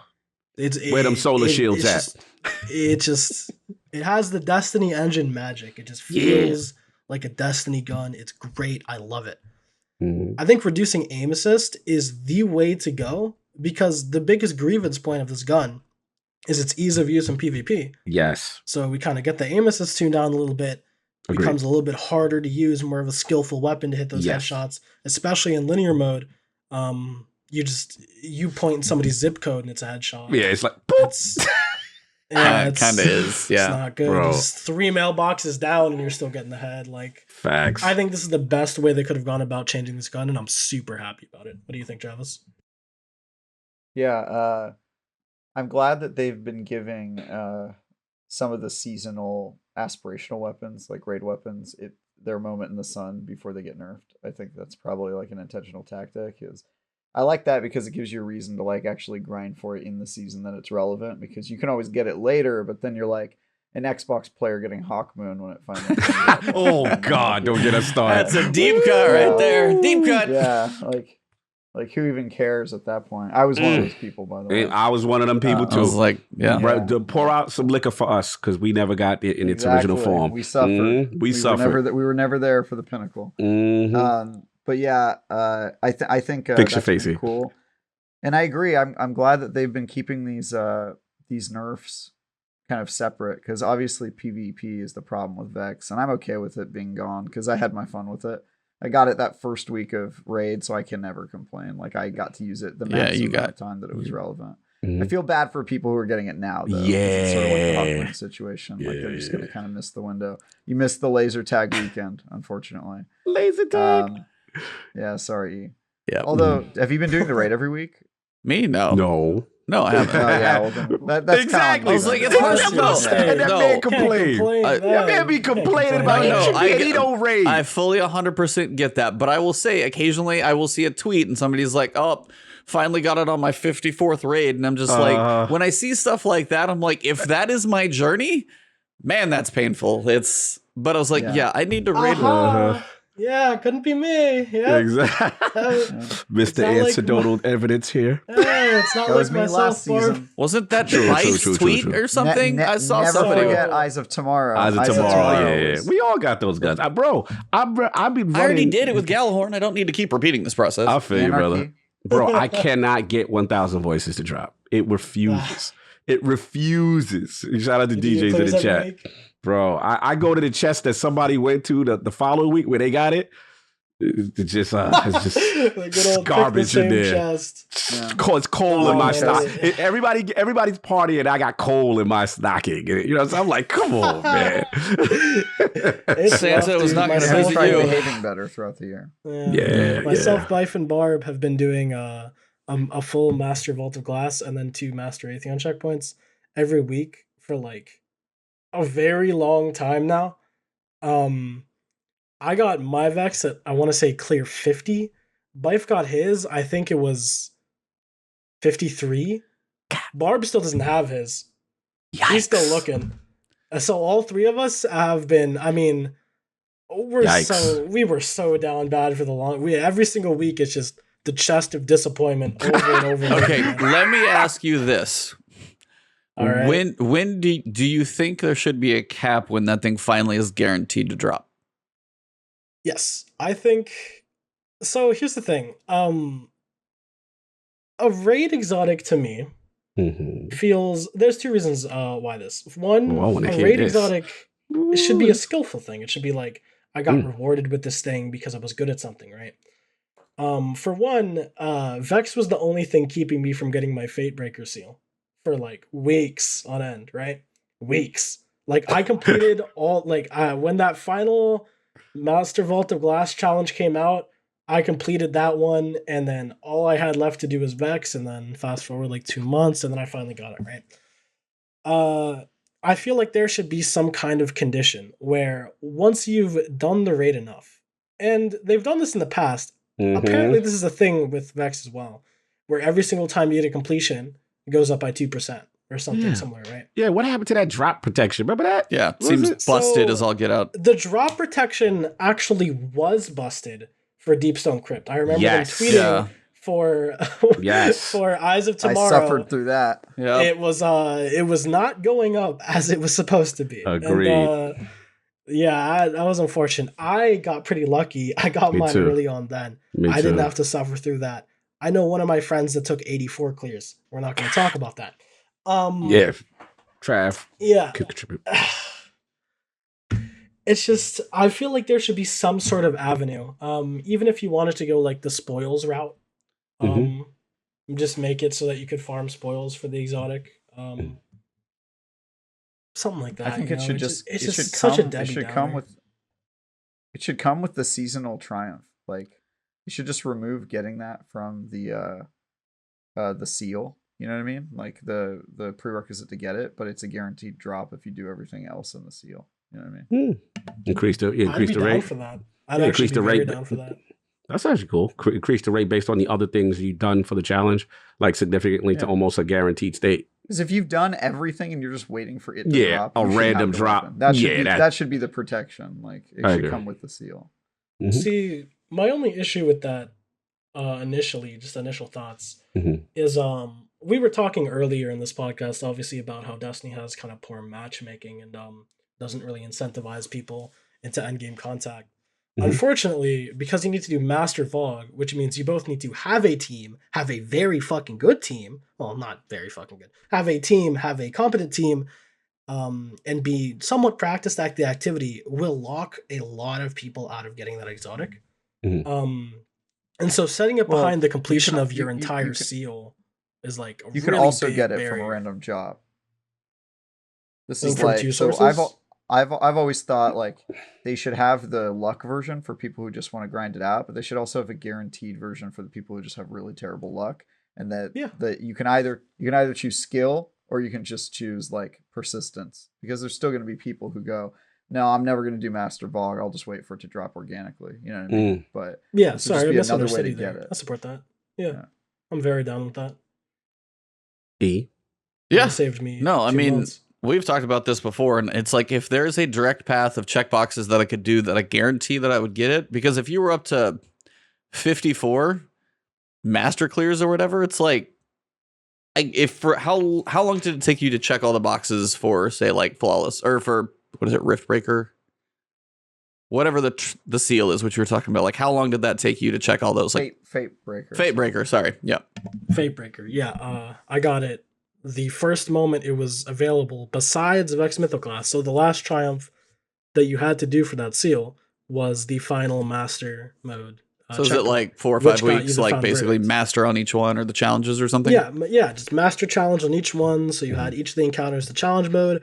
Once you completed all 5 of those, topping that triumph would get you the last, the shotgun from the raid that I can't. Found Verdict. Yep. You would get Time Lost Found Verdict, which was the one that you couldn't get from any of the other encounters because there was an overflow of one weapon tied to each Cheng. Yeah. And so, obviously I had already had most of my stuff completed, and so it was just Vex, and then at that point, it was kind of just a waiting game until RNG. Yeah, so if you're telling me, like, if you do it every week, that's 5 master clears. That's a hell of a lot of work already. And then if you check some of the other boxes, like, that seems reasonable, but it's like the whole world of just forever RNG, there needs to be an alternative venue for raid exotics. Because if I sit there and I look at a treadmill of, like, possibly 54 raids or something, I'm like, that's forever. That's a long ways, and it's like, and at this point I'm like, why start the treadmill? I could get lucky like Travis, or I could get the crap end of the stick, and there's no way to know. But if I knew there was at least a path, that's my thing.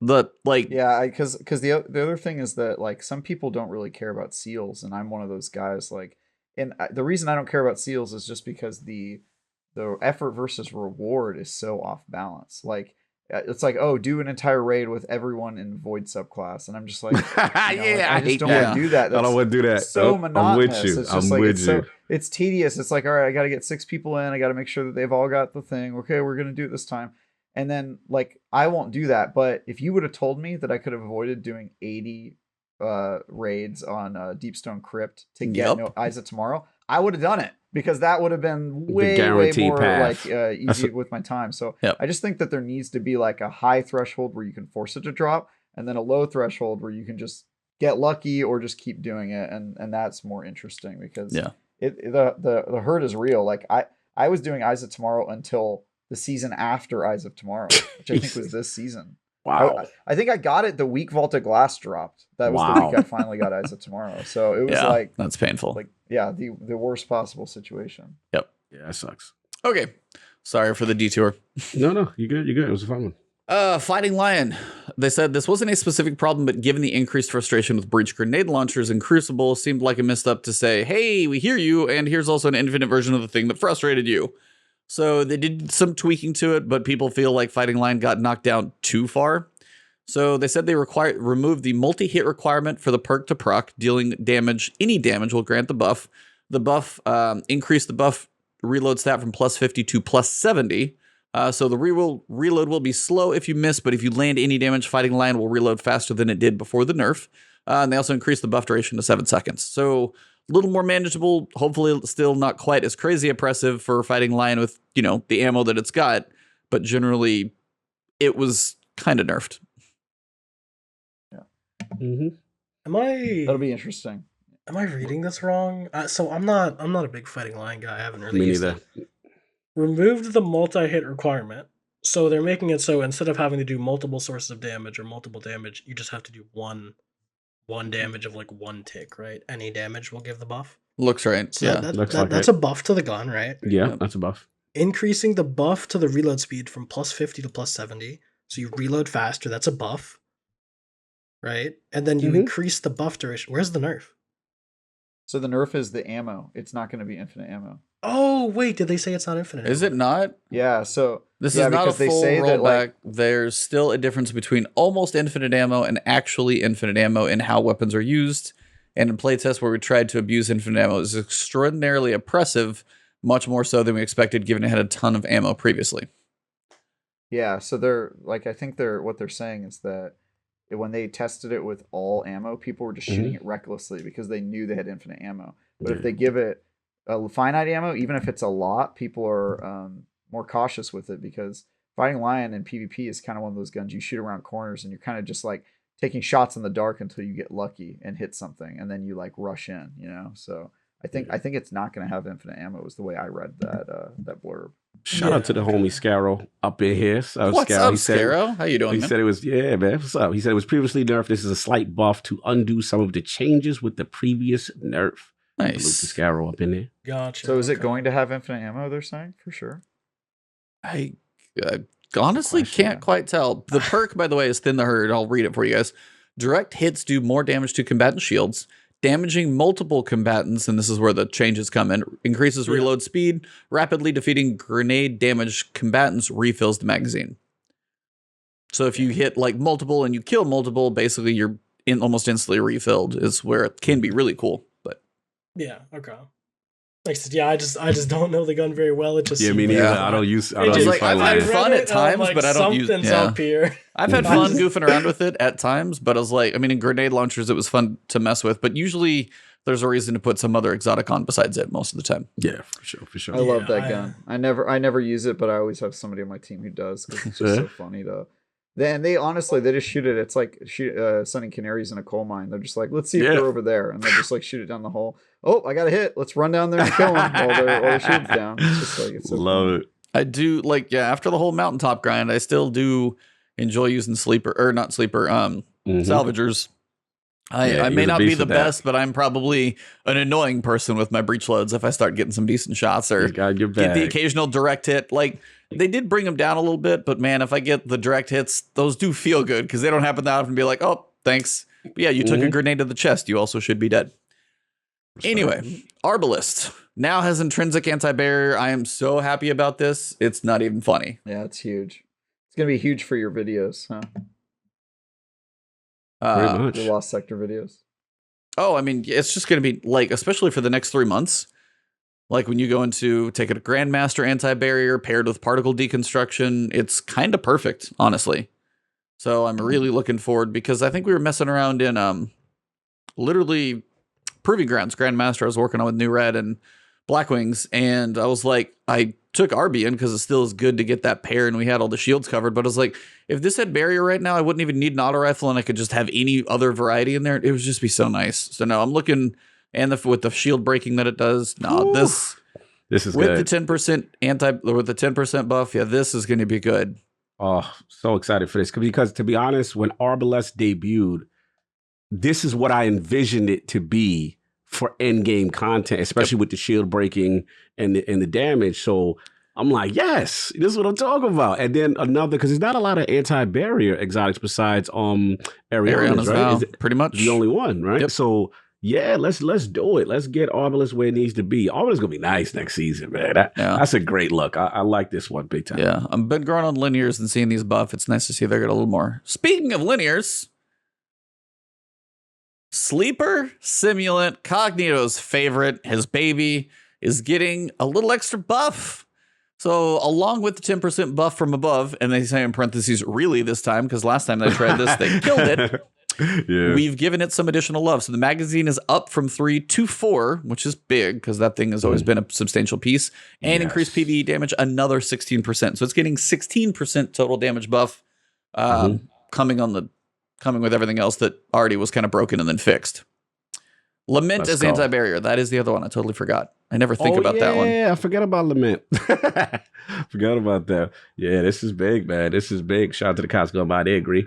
3 to 4 on that on the reload. I mean on the mag is huge. I was just doing Riven with DJ and those guys, and it kind of annoyed me that Reed's Regret was a better option with Vorpal. And you know what I'm saying? I had a little bit more, and I believe a clown cartridge. And I'm just like, to put Sleeper away just felt wrong. Yeah, you know what I mean, it's an exotic. It should be, leading that category in some aspect. Yeah, I like the magazine size and the damage. Then you throw that on top of the linear.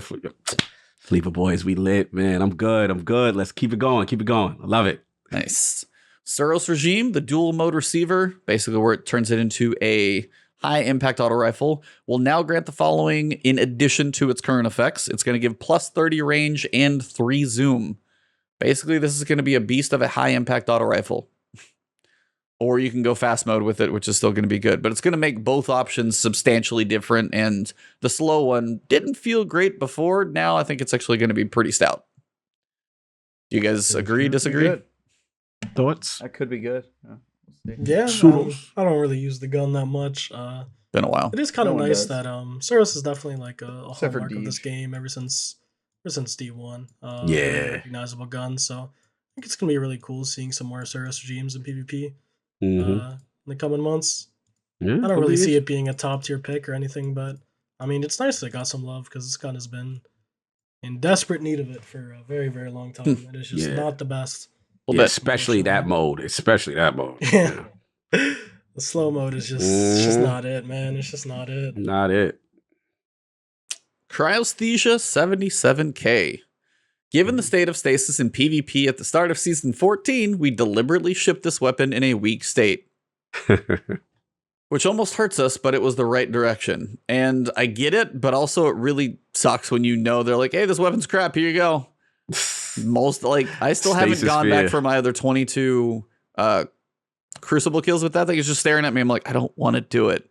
Maybe now. I don't want to, but maybe now I will. I liked that gun. I got my masterwork and then kept using it. So really, I'm interested to see how good it gets with yeah, I mean, it was weaker, but sidearms are just in a good place in general right now. Yeah, sidearms are good. So they have reworked it to address its weakness in PvE. Probably going to feel good across the board, though. Specifically, the following pain point: fire on release with charge trigger, losing all ammo on the freezing shot. So it was weird to fire, too, on top of everything else. It's just a little odd. Removed variable trigger completely. Now fires on trigger press instead of release, which will make it feel much more responsive. Charge shot moved to special reload. Getting a final blow at the sidearm enables access to the special shot, so you just reload, you switch over, and you have that freeze shot. Once the charge shot is fired, the weapon reverts back to standard sidearm mode. This does not cost your entire magazine. Charge shot now causes an AoE, which freezes AI and slows players. Direct hits will still freeze. Overall, it sounds like this is what the gun hopefully should have shipped like, because it feels like it's going to work a bit more functionally as we know other things do. And I'm honestly looking forward to it. AoE, they say. Yeah. So maybe we'll shoot the ground at a control point and actually get a little slowdown buff and slow him down. I can see True Vanguard putting in some work. He's a sidearm guy. Yeah, he rocked this weapon, Trav. Yeah. What you think?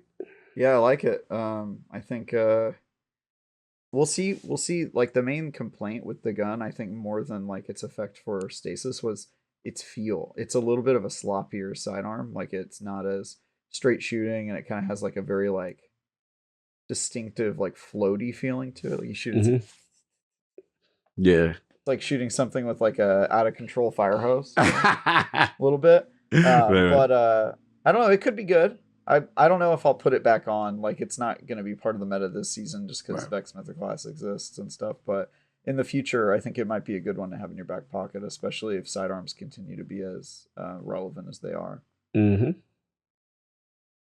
Next one, we got Leviathan's Breath and Swifty. Feel free to chime in on any of these. So I'm just kind of working through them. I'll jump in on that one too. I'm gonna chime in. Yeah, I'm gonna jump in on this one. Yeah, I got love you. After you, I got that one too. Okay. Leviathan's Breath. This bow is underused. Shocking.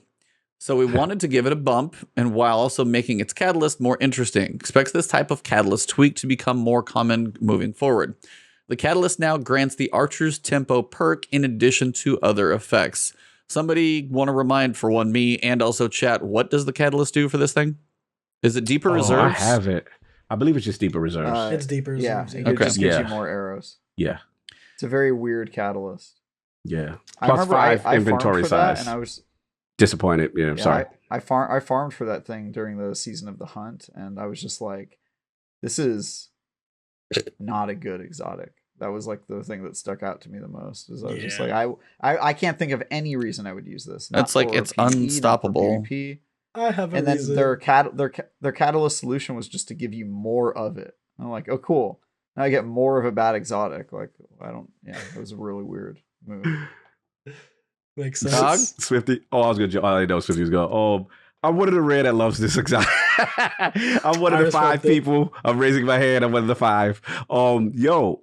All right, it's slow as balls. We get it. It hits like a truck. I am curious with Archer's Tempo with the DPS, how that's gonna go, because it's just that it hits as hard as anything. It's just so damn slow. And I just like the fact that it's void, because I don't really feel like I have a lot of good. It's like a high impact fusion rifle now. That feels like it takes an hour to charge those things. Exactly. Outside of like Deathbringer, my void heavy options always feel limited. And I'll be honest, I do like the intrinsic unstoppable, where I don't have to, necessarily mod up on, arms for something else if it's not the, artifact unstoppable for the season, you know what I'm saying, kind of thing. Like the fact that they added that. So they've been trying. I'm with Trav though. Catalyst was whack. It just added like another bullet or whatever. That for all the effort they made you do that was weak. But I'm willing to see what it does. All 5 of us are clapping in this room for it. So I respect it. Shout out to Team Leviathan's Breath. Swifty, are you for, against? Do you even care about this thing? Oh, this is the best thing in the TWAB. Oh damn! This is unironically probably the thing I'm most excited about. Team Leviathan's Breath, let's go! There, you got 6 now. You got a whole fire team. You got 6. Welcome. Let me get you a contract, brother. Let me get you a contract. My contract's gonna end really soon, because the reason why I want it is we might agree on the gun. We probably don't agree on where it's good for. Let's go. Oh, break it down. PvE. Break it down. PvP. Oh, you this want is a Gambit invasion weapon. Oh, break it down.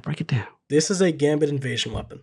Mm. Because when you have wall hacks, the downside of drawing around the corner does not exist. And to make it better, if you can sustain your ammo economy, this is a sniper that body shot supers. Savage. So, this just for perspective, one of my friends and clanmates in Gambino crime family, his name is ironically Bad. Last season, this guy grinded out 1 million seasonal infamy. That's an absurd. That's like what? I think it was 83 Please resets, go outside, 83 see some Gambit grass. resets Go outside in the season.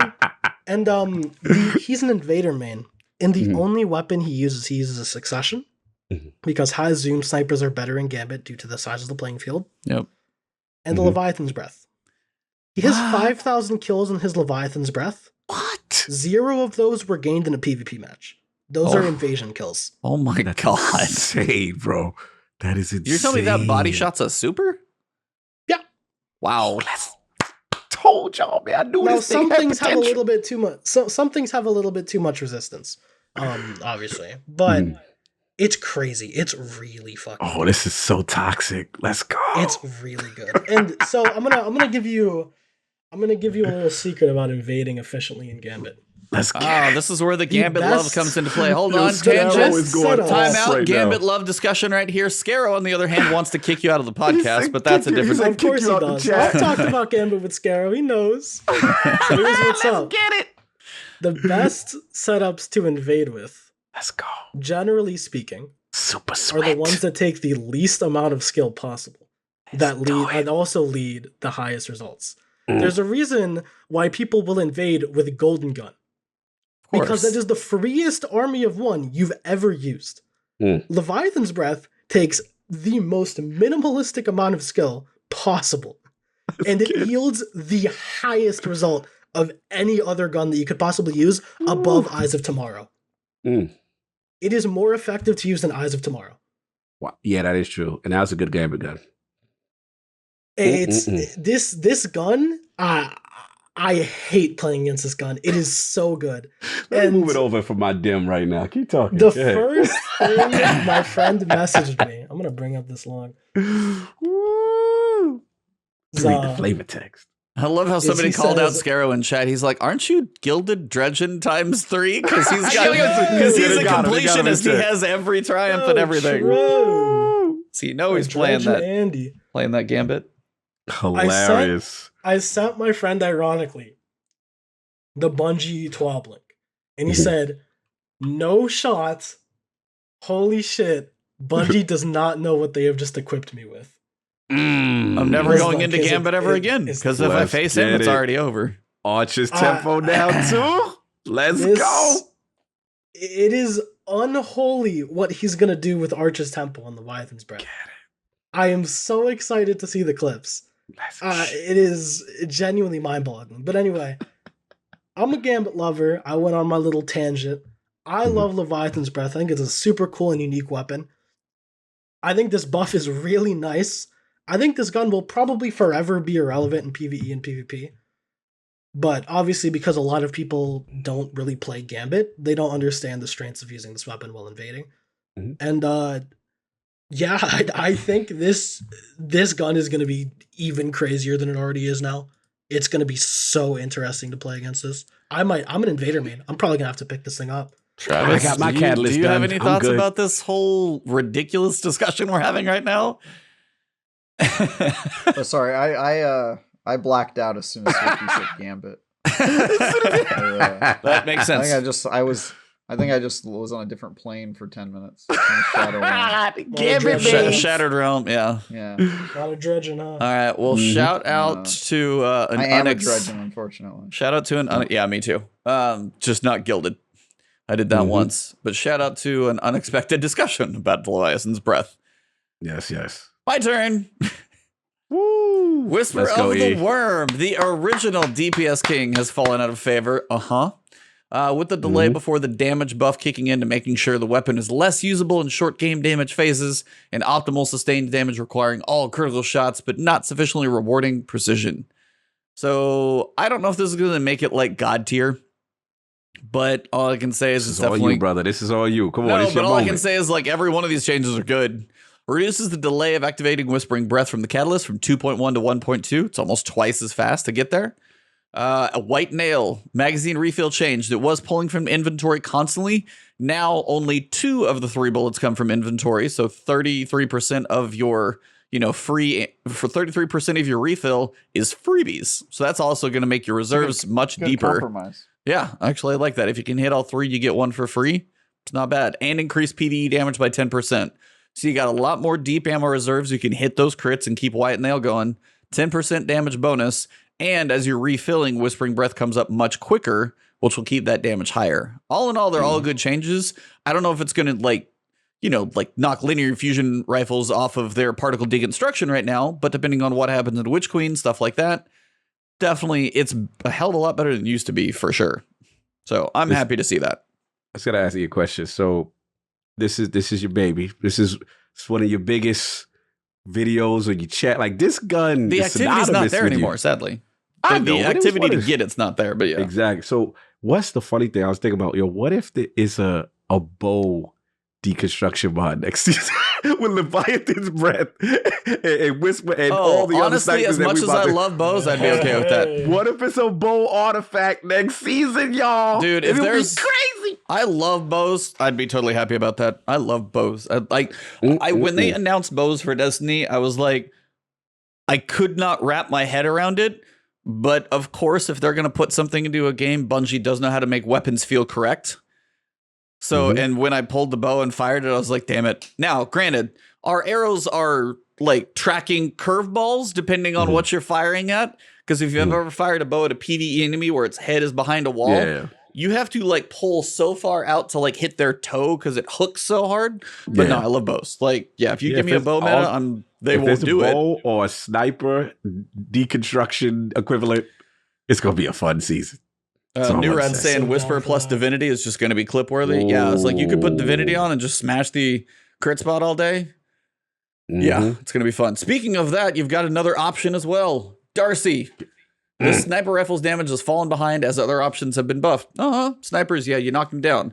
And all I can say is all of the sniper knockdowns were because please don't sit in the back of the map and shoot these bosses that stand still. I'm like, you made the bosses that way. I wish they would make...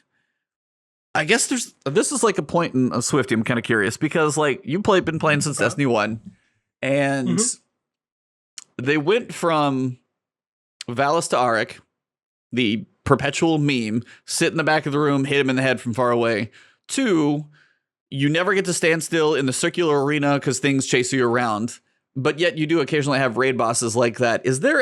I wish they would get a little more to and also please don't do just shield phases. I wish they would do mechanics for some of these like strike bosses because the whole running around and doing just like you can't get touched and stuff like that. Like Shield Brothers was always a bit of a nightmare. It was a fun guide to make, but a bit of a nightmare. But it's like some of these are always, it's weird because you have they started in Destiny 1 where you could sit in the back and then they really don't want you to sit in the back anymore. So they made everything like utter chaos. And then somewhere I wish they just would put mechanics in the middle of that to make it a bit more manageable, but still give you some cover. Any thoughts on just kind of where some of the bosses are in Destiny at this point? Because the snipers didn't exist for the longest time, literally because of how the bosses were made. Yeah, that's true. Boss design has always been a point of contention. My personal favorite bosses are ones that require you to be active during a damage phase. So Scourge of the Past boss, definitely Instruction Prime stands out, where you have to move between the circles. I think that's pretty good boss design. Unfortunately, a lot of the bosses, like Atheon, you put down a well, and then everybody kind of just congregates together, and you don't move, and you just like look down your scope and shoot them. And I like that Atheon moves. Templar doesn't move. The Harpy moved backwards in Garden. I love the Harpy in Garden because being forced to push forward is actually I think that's a really cool thing, and that also makes shotguns a lot harder to use in close range options. Though we have one phased in with a sword anyway. Generally speaking, as far as boss design goes, I want a boss that's like, I have to do damage while the boss is running around and summoning fire pits under my feet. And then he's also like blinking side to side around an arena. Like I don't like the idea of having an ad phase or a mechanic phase and then a boss damage phase. I want it all to kind of be congregated in one.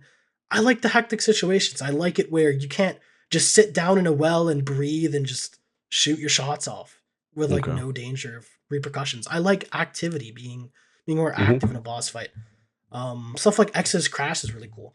Unfortunately, he can't really kill you through a wall, even on GM that well. So you gotta just sit there. I think Well of Radiance is a very big problem that trivializes the game in a lot of different aspects. I think boss design would be better without it, but that's an entire discussion for another day. The support classes. Yeah, I hear what you're saying. I think Darcy definitely needed this. Darcy been in the bushes so hard. Man, like I don't even know when last time I didn't actually even say what it had coming for it. Hold on. Oh, I'm sorry. Continue. No, I totally forgot. I was just like, hey, Darcy, and then we got off on that one. But basically, they reduced the flinch, recoil, and accuracy degradation by 50% while Personal Assistant is active, which is if you have the little highlight on our target, it basically gives you 4x damage. I think it's 4x. Personal Assistant now has a 1 second delay before deactivating when off a target. So if you do get flinched, you can get it back on. It will stay as opposed to being instantly off. And then it increased the damage in PvE by 20%. Now, somebody remind me, is Darcy the one that can have like 28 in reserves or something insane? Like its reserves are really deep. Yeah. Okay. Really, really deep reserves. So again, it just chewed through ammo, but it was good DPS. People used to use it for Scourge. That was the last time it got used, was for Scourge boss. I got a bolt. I'm sorry, I'll let you finish. Oh no, I'm done. That's Oh, all okay, I my was bad. gonna. Oh, I got the jab. What to say? Nah, I got a bone to pick. Not with Darcy though. Not with Darcy. I'm looking at all this beautiful sniper love, and I'm seeing Darcy, well deserved. You know what I'm saying? I'm seeing Whisper, well deserved. But my man Scarrow is in here, and he should know there is one sniper that we all raided together with. Where's my Izanagi Burton, man? What's going on, bro? What's up with Izzy? I like Izzy. It's a special, and they're afraid of making it too powerful, is my hunch. Yeah, it's too dangerous to be kept alive. Man. If Izzy's good, no other sniper can be good. Izzy, though. 4 I to 1. wish. But that's the whole point. I love that gun, bro. It had its heyday, and it has been buried. Come on, man. Give us the reload glitch back. Thank you. Give it, why you hating on my skill to reload fast? No fun. No fun, please. True, that is the other Gambit weapon. Is it? Oh, yeah. Said Scouts in the, bro, we did that. We did that with that garden, bro. What's Megatron, the floating dude? Oh yeah, I loved Izzy, man. That was the first. That's one of the few raids we did together. yeah. Scarrow took us through that one. I remember that. Yeah. We did it literally right after he was on the podcast. We got to get you back on here, Scarrow. Seriously, Yeah, for real. It's been got a to minute. get that long hair, sophisticated Yeah. Professor Man in here now. And you got to come with your guitar, and you got to play the Queen's Walk theme song. That's mandatory when you come back. Yeah, that's the send off for the podcast. Yeah, when you do that, dun, dun, dun, dun, dun, dun, dun, dun. Yeah, I need that. Continue. Anywho, yeah, Izzy is buried for a while. I'm sure it's not changing. Malfeasance for a weapon all about explosions. His hand cannons explosions were a bit underwhelming. Increased the damage by 50%. Somebody also said they were wondering if this was going to work with Lucky Pants, but they said potentially not. So I don't know if that's going to be broken or not, but I'm sure hopefully they thought about it. We'll see. Mhm. Dead Man's Tale, they said they've seen the scout rifle usage drop dramatically on consoles since the recent nerf, so we spent some time tuning it in a way that benefits controller more than mouse and keyboard. Basically, they increased reticle friction, fall off distance, less recoil, and improved accuracy, and these effects should not affect mouse and keyboard. So hopefully helping controller players, because I know on PC it's toxic, like it's been bad for a while, it's still there, like it still hits me sometimes, even in my mediocre PvP matches. But yeah, if controller never got to live it up a little bit and it got hit harder, probably needs a little love just to be able to be usable. This one, I am not surprised. If you've been marching enough around in Trials a little bit, Heir Apparent's Catalyst, they reduce the damage resistance against players from 75% to 25%. I read that and I'm like, no wonder you're a walking tank. Holy crap, dude. Do a little bit of trolling. Just walking around. yeah. Dude, you are just walking, Basically, just like, whoever gets, oh. whoever gets the heavy ammo, it's over. It's like, over. Suddenly Trials turns into Juggernaut. Yeah. Yeah. If you ever play that Halo mode. It's fun, man. It's so toxic. I like it. It's so toxic. It's just you can't kill. Oh my god, hold on. I have a clip. I need to show you. I need to show this clip since we're talking about Heir Apparent. Oh, you won't be able to show it here, but yeah. I found it. I found it. I'm gonna put this in the chat. And, Yeah, just put it in the chat. Put it in the watch this chat. real quick. Yeah, man. Like that This is what I thing. was bro. Siva, good riddance, Heir Apparent. Literally the super chat of $2. He super chatted the good riddance. He hates You the can tell damn that gun man so was much. Scarred. That man went through something. Yeah, you've been having some troubles there, Siva. Got to get that apple pie toast crunch. Get yourself another bowl. I know you found some. Listen, man. I ain't go front. Like I used to feel like all the Schwarzenegger, like Terminator 2, just like Dude, you are unstoppable with that. Bro, ain't no. When you hear that thing revving up, you hear somebody coming. It sounds like a truck. Yeah, you're just gotta like, run. oh god. Yeah, I'm you telling ain't you, man, just watch the clip. That's all you gotta do. Just watch the clip. It's so bad. It's so bad. Savage. Please just watch the clip. What? I just watched it. Yeah. Wow. Here, I'll copy it because I can probably put it in the chat. You Yeah, might not put it be in able the to. chat. I already beat you there. Oh. Nice. Put it in the chat. Yeah. It's just not fair. Like, are you kidding me with that? Really? I love it. It was a good run. Well deserved nerf, but it was fun, man. It was a fun weapon while it lasted. Here, New Red, put this in chat because mine's being all weird Yeah, on link my in the computer. chat. So Link that up in chat. Yeah. And real quick, because I know we skipped over, but shout out to the Malfeasy. I want to see them explosion damage. I think that's it because that gun needed it, man. That hand cannon needed to do Plus something. 50%. Yeah, that's big. I want to see if we getting like sunshot flow, like what we getting. I want to see that in action. You know what I'm saying? Yeah, So, I wish you could put like something like Dragonfly on that too, just to make it even more expressive. Just if you're Warlock. Oh, I know. If you're a Warlock, you get to have a little extra fun. Throw a certain little jacket on, huh? Yeah, chromatic fire. Throw that little jacket on and see what that mouth easy really do.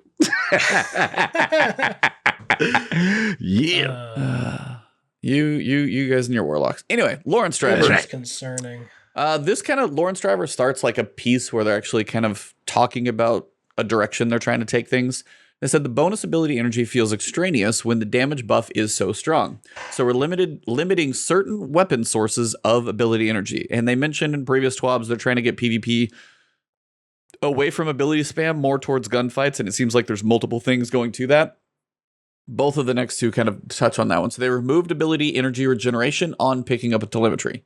Telemetry is still going to do the damage buff and whatever else it does, but you're just not getting the ability energy as well. So they're not trying to have it basically spam abilities all the time, along with everything else it does.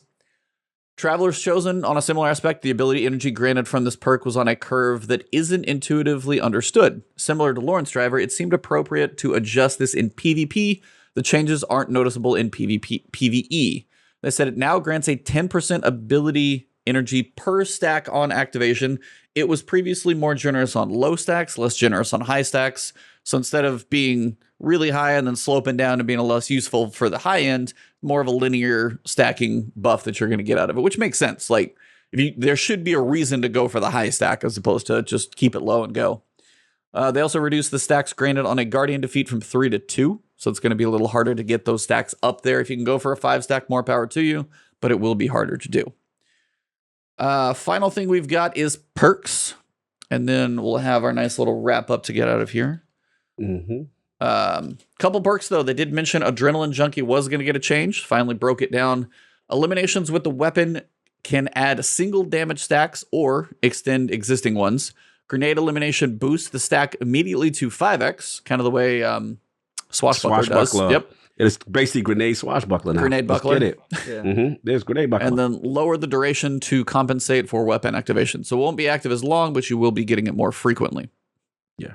Any thoughts? Yay, nay, good? Anybody got any? I likes it. Good. Yeah. Very good. It's about what everybody thought it was going to be, to be honest. I think it's a good change. Nice. I think Adrenaline Junkie previously was a pretty meh perk. Very meh. I think changing it to be Swashbuckler for nades is actually really good. Facts. I dismantled that thing as soon as I seen it on any gun I had.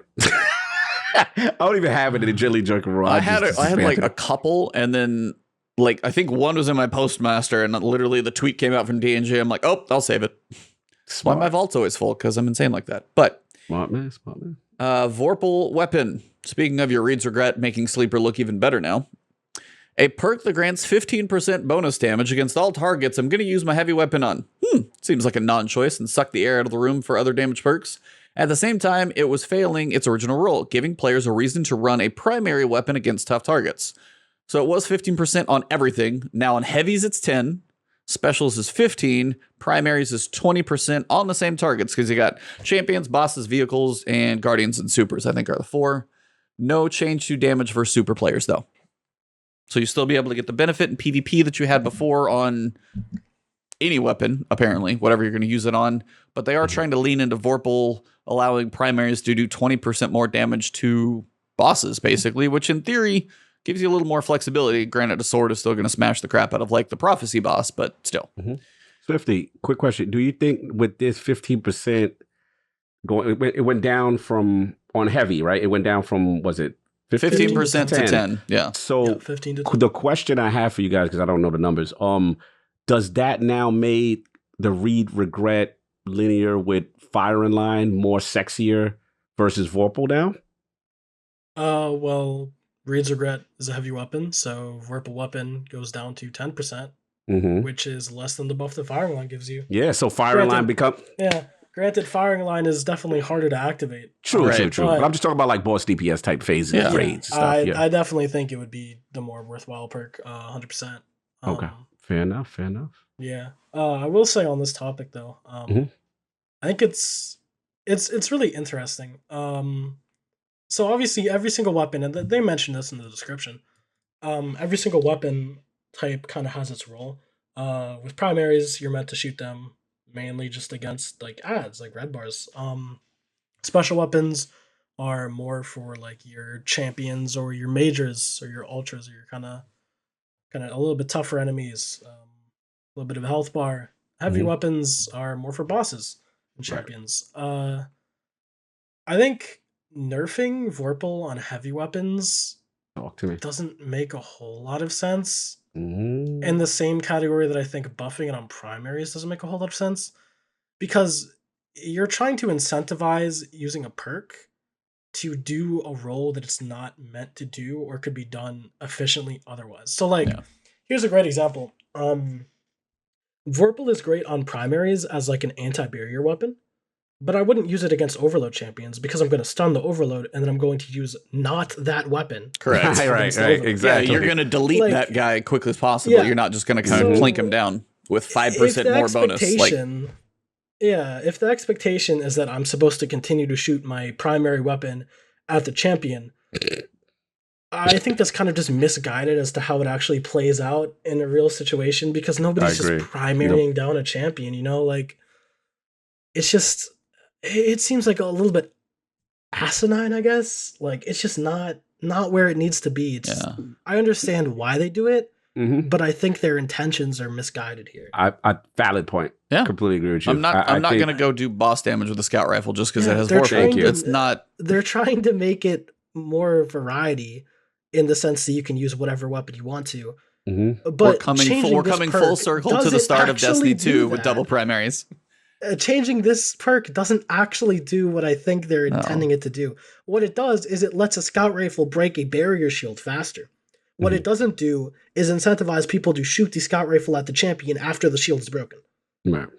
So they've essentially made better champion mods, but I'm just not really feeling this change personally. I don't think it's going to change. It's not going to bring the effect that they want it to. No. Yeah, I think it's like, you know, fool's gold to try to make it seem like they're truly giving you something else after the real intention was to nerf Vorpal heavy. That's what this is. Yeah. That's how I looked at it. They came in there like, look, this is the de facto perk on heavy for legendaries, and we got to do something about it. Oh yeah, we're going to give you primary and energy, but again, like you said, practical usage, it's not there. I'm with you on that, big time.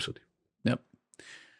Whirlwind Blade was obviously the best sword perk around, so while we're fine with it being good at sustained damage, we've pulled back for shorter fights. So they increased the number of stacks needed to hit maximum damage from 5 to 10. So it is going to take longer for Whirlwind Blade to actually stack all the way up to its full potential than it did before. So if you sit there and wail on, like, say, Prophecy boss, like the first boss, you sit there and everybody uses a sword on him, whether you're solo or anything, just you're going to nuke him with a sword. It's just going to take a little longer to get Whirlwind, but at that point, it just makes Relentless Strikes even that more potent, personally. I don't know about anybody else. Tragic. Yeah. I love swords, man. The sword rework is... Ever since the sword rework happened, I've just been a huge sword guy. I think Whirlwind Blade was a great perk. I think it was definitely like the only applicable perk for its slot on like basically every single legendary sword. Getting this nerf kind of hurts because you're severely damaging the amount of DPS it can output with its best option, which sucks. I mean, it does suck. But I'm okay with this. I don't think it's that big of a deal. I think swords will still live. Yeah.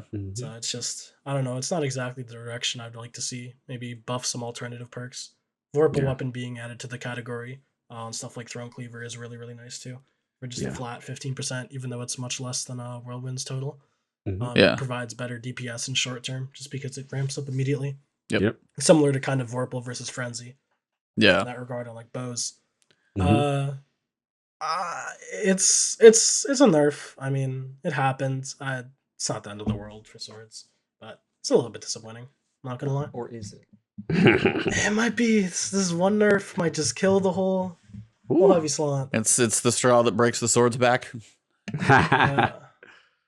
This Blade one, has I'm been probably going to dulled. go for some of the technical expertise for chat and also probably use Swifty Pulse Monitor, because in theory, this actually does sound promising.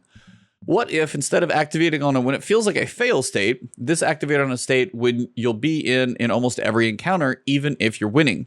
So they said they changed the threshold for Pulse Monitor activation from 90% health to 30% shield. This now requires much less damage to trigger. So somebody explain to me, and I could be totally crazy. My understanding, your health bar is basically broken up into kind of a third and 2/3. 2/3 is basically your shield. Bottom third is kind of your health. Is that relatively close, Swifty? Kind of. Yeah. I don't know the real science of this more than you do.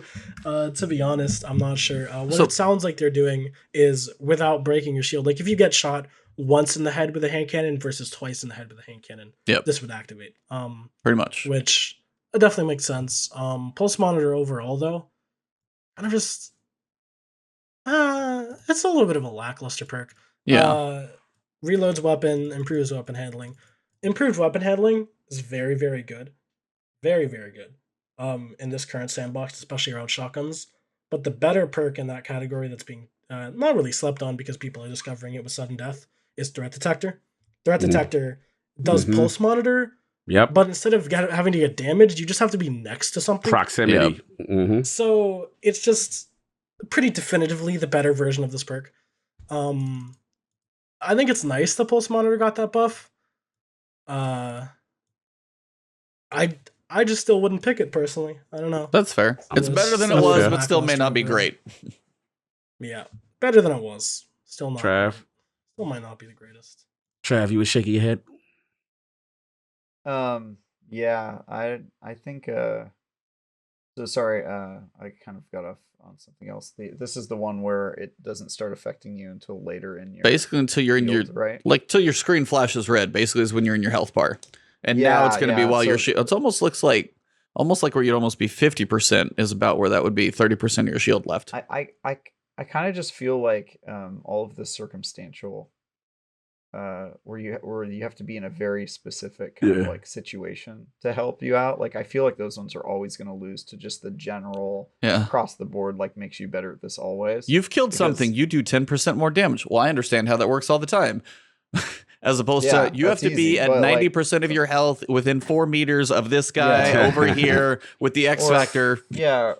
Or the surrounded spec one. It's like, oh, if you're on Venus and there's 3 Gregs around you, and, you know, one of them has recently had a child, then you'll do like 40% more damage. It's like, all right, well, Venus.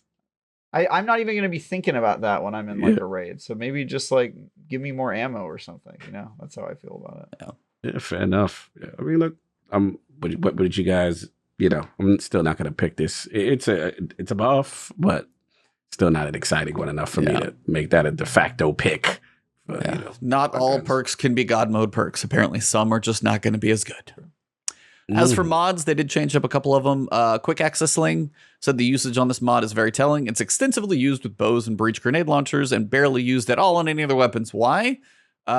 Basically, it's for finishing up something that you basically, nearly kill. Whether you hit him with a bow, switch to a hand cannon 1 tap, or hit him with a grenade launcher, switch to 1 tap. It's pretty much all it's used for. Now, I don't know the technical specs here. They said it was plus 100 handling, 0.9 times the ready stow aim down sights time for 0.4 seconds after running out of ammo. It's a cute, wonderful understand. If you got all that, more power to you. And then now it's just the 0.9 times the ready stow time all the time. Said this change also applies to the swap mag perk as they use the same perk behind the scenes. This one's interesting because if you think about it, they said in the beginning it's extensively used on bows and breach grenade launchers. That is because bows and breach grenade launchers have 1 ammo in the magazine. Yep. And so the second that you fire them, it is beneficial to swap away from them. As far as quick access sling goes, this is really just a mod that's used for people who want to use 2 weapons really fast, or the toxic quick swappers with Ariana's Vow bow, grenade launcher into like a hand cannon, that kind of like prime and finish style. Yep. Where you shoot off your 1-shot weapon, hit him with a second, and then go on your merry way. I hate playing against people like this in in PvP. I got on my free to play alt account to start my unbroken grinds for the season. In my first game, I faced 2 people, Lee Monarch, steady hand bow swapping. That was the only game of comp I played that night. I did not go back in after that. And done. Like, yeah, maybe we just give up on this. I hated this mod. It is useful literally nowhere else but to be toxic in PvP. I'm really happy that this happened. It sucks for the people who like play this playstyle, but at the same time, I really don't fucking respect this playstyle. So I'm totally cool with this guy hit. This is like beyond the stag rifting, in my opinion. This is truly, hey, watch your mouth. Truly creatures. Watch your mouth, goddammit. Truly creaturous activity. I mean, we got some basement dwellers on this one. Hey. So, especially with the quick draw glitch now being gone, this is kind of just like an outlier that needed to be hit as well. If Bungie wanted to reduce the handling kind of across the board, and so it was a little bit unfair that people couldn't like shoot a shotgun and then go to their hand cannon really quickly, but it was more beneficial to do so with bows and breach grenade launchers, and you don't actually lose any benefit from it because other mods aren't as impactful on those weapons in PvP as they would be on another weapon. Overall, I just think this is really good, man. Unfortunately, they kind of killed the mod because they turned it from being useful for these 2 particular archetypes of weapons to being useful for these 0 particular types of archetypes. Exactly. May as well just delete the mod at this point. See ya. Yeah, might as well just delete the mod. They just need to get rid of that. And Telesto, that's their deletions of the game. They're going to sunset 2 things for the 30th anniversary. Don't you badmouth Telesto. Yeah, Telesto is the linchpin for all the Bungie code for Destiny. If they delete Telesto, they'll delete. That's probably the only reason it's still in the game. Otherwise, they would have probably deleted it a long time ago. I think somebody said Telesto was the most expensive weapon they have ever made, and I was like, for the amount of effort the devs have put in trying to fix what it has broken, that gun has cost more than probably literally anything else. Probably to a big margin. It's the Savathun of the Destiny. Always leading them astray. Yeah, leading them astray. It's the domino that started it all. I'm done. Final one is full auto retrofit. They're doing this for accessibility, basically. They're going to allow you to basically have a full auto mod, I think it seems like, that enables full auto while the trigger is held. It's usable on legendary hand cannons, sidearms, scout rifles, and pulse rifles. This will be unlocked default for all players. Yep, everybody gets that mod. So if you want something to be full auto, what do you think? Interesting. I don't like it.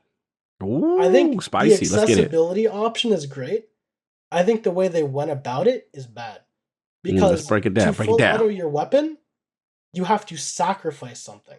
Yes. Yeah. If we're talking about an accessibility option, I think in the same league as fastball and traction, this should be a gameplay setting. Something like auto fire single shot weapons as a gameplay setting. I don't know how realistic that is, but when I think I can either have the ease of access to shoot my gun faster or lose 7.7% damage, aka a spec mod, in PvE, or lose Icarus grip, or lose a beneficial factor that could be on my gun, to sacrifice that for the accessibility doesn't seem like a trade-off I should be forced to make. No, I actually completely agree with, because I know some people don't want full auto to be a free thing, because some people, like somebody who's saying Vigilant Swing doesn't really matter, and that's, I know where Travis is going, I'll let you have it in a second. But as you said, for the accessibility, the whole point of it is for people with, like, you know, if it's hand issues, whatever. Even my brother doesn't really like enjoying controllers because whether it's arthritis or anything else, like holding something hurts his hand after an extended period of time.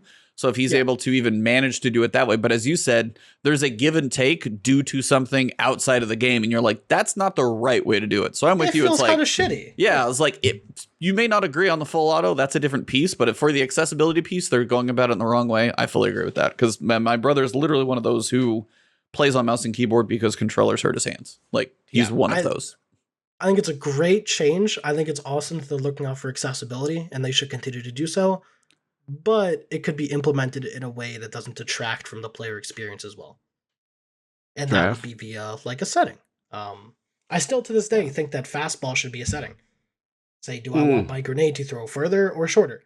Do I want my character to sprint more to the right or less to the right when I turn him? Traction. Stuff like that should just be settings, my personal preference. And I feel like full autoing a gun, if full autoing a gun doesn't actually give any benefit, It where does. this implementation wouldn't, though, would it? Because like the perk makes it fire faster. This doesn't, from my understanding. Yeah, full auto here won't change the speed. Like full auto. Does this mod increase the RPM? Because if it does, then I take back what I said. Because the RPM is based on your reaction speed. So this technically would help with that. Like, you can just hold down the right trigger and you're guaranteed to be shooting as fast as possible, whereas normally you have to time it.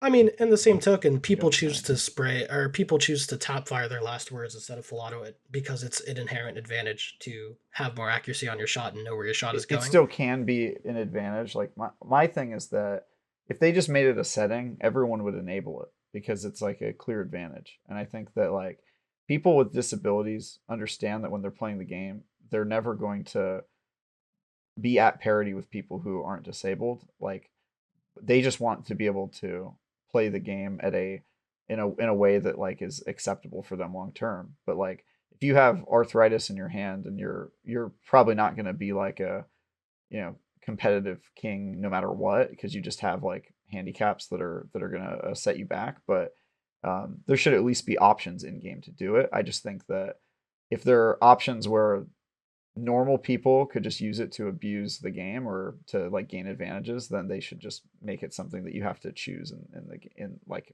you should have to sacrifice the mod slot basically. I think trying to achieve parity regardless is just not going to happen, like no matter what settings you do, especially if all players can gain access to those settings. I can like, I don't know. It's like for the accessibility piece, I think if that's their reasoning for it, which is what their explanation was previously, I think they're going about it the wrong way. But I also like, for me, like I'm not even a skilled hand cannon user, but I cannot imagine like holding down my hand cannon being beneficial in any way to like ever feel like that's going to be a more accurate thing than taking the small pause between to make those shots count. Scout rifle as well. Like to me, I don't think the full auto on a couple of those that sidearms is probably one. You basically turn all sidearms into full auto, and you probably could do that anyway since sidearms are basically handguns as it is.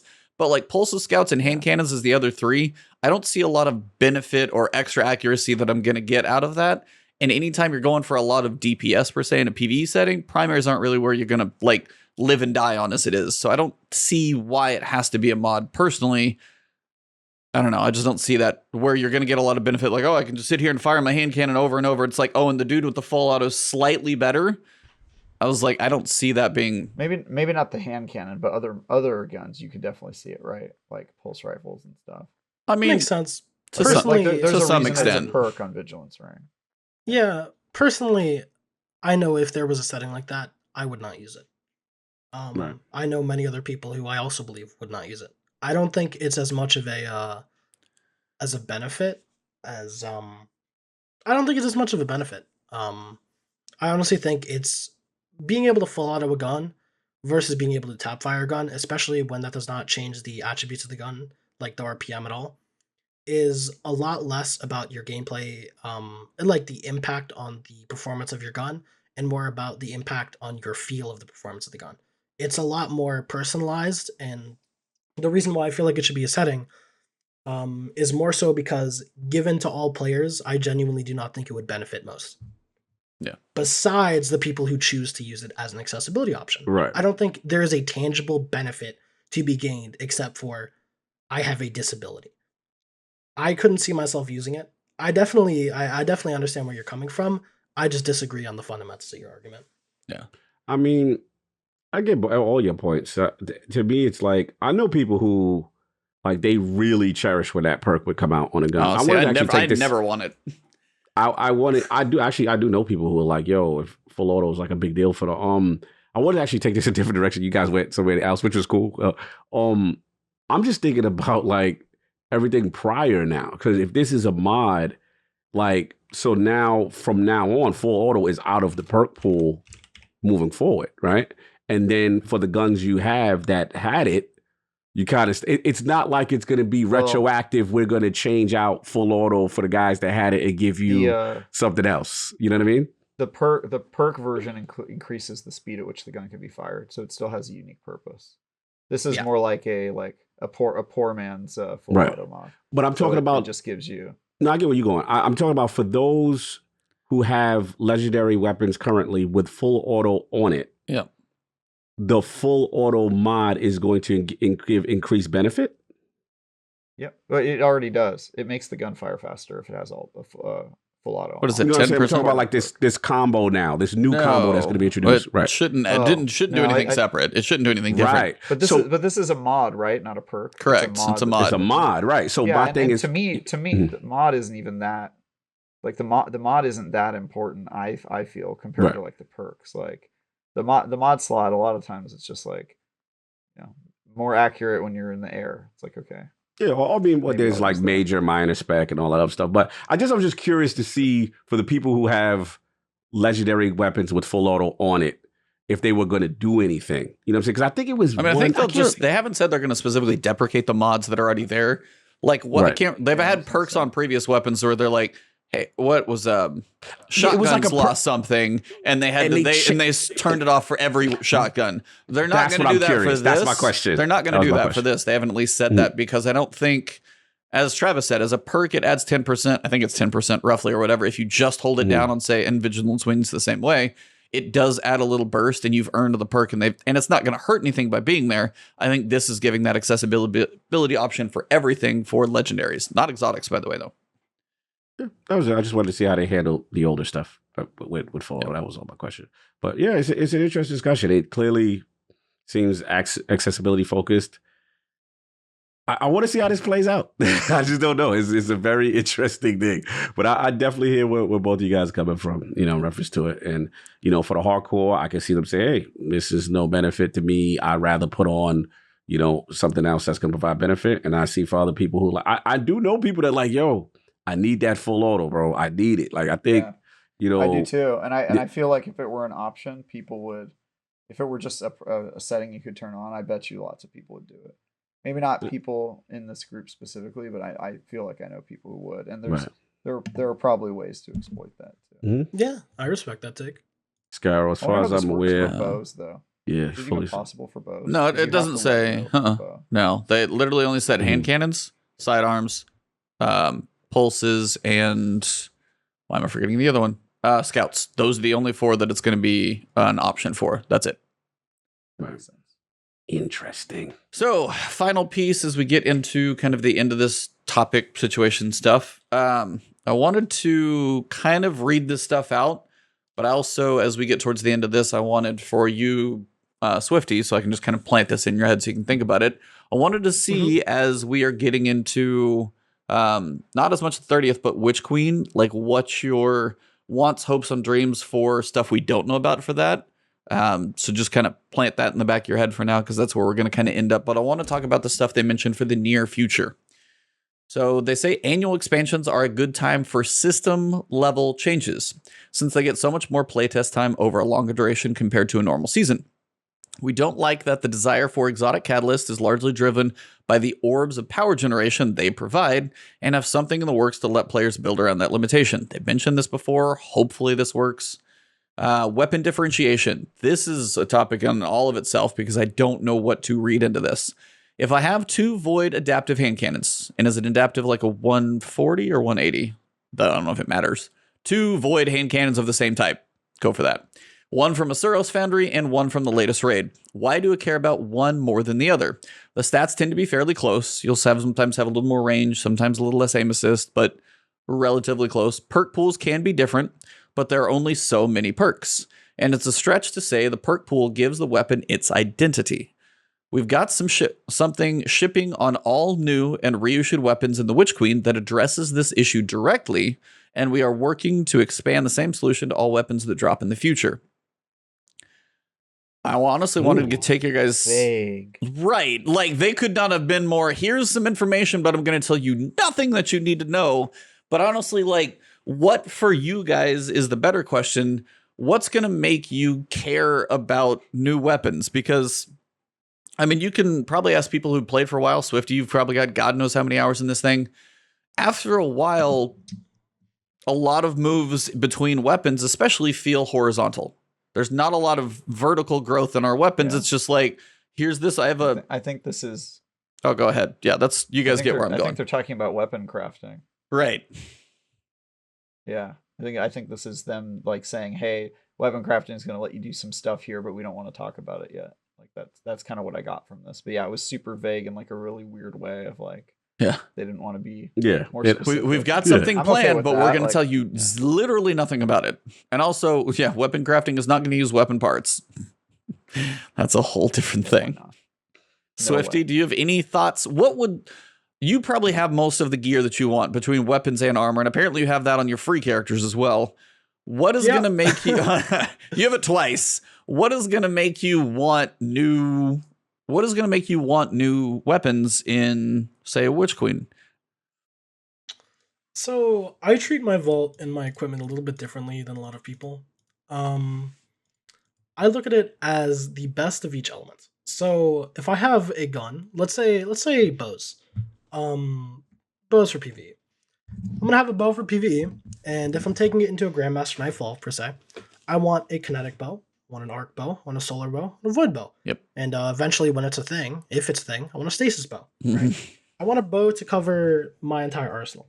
Now, typically, the way that I look at weapons and roles and what is desirable to me, is that I will go through and I will decide what the best of a weapon and an element is, and that will be the only one that I grab.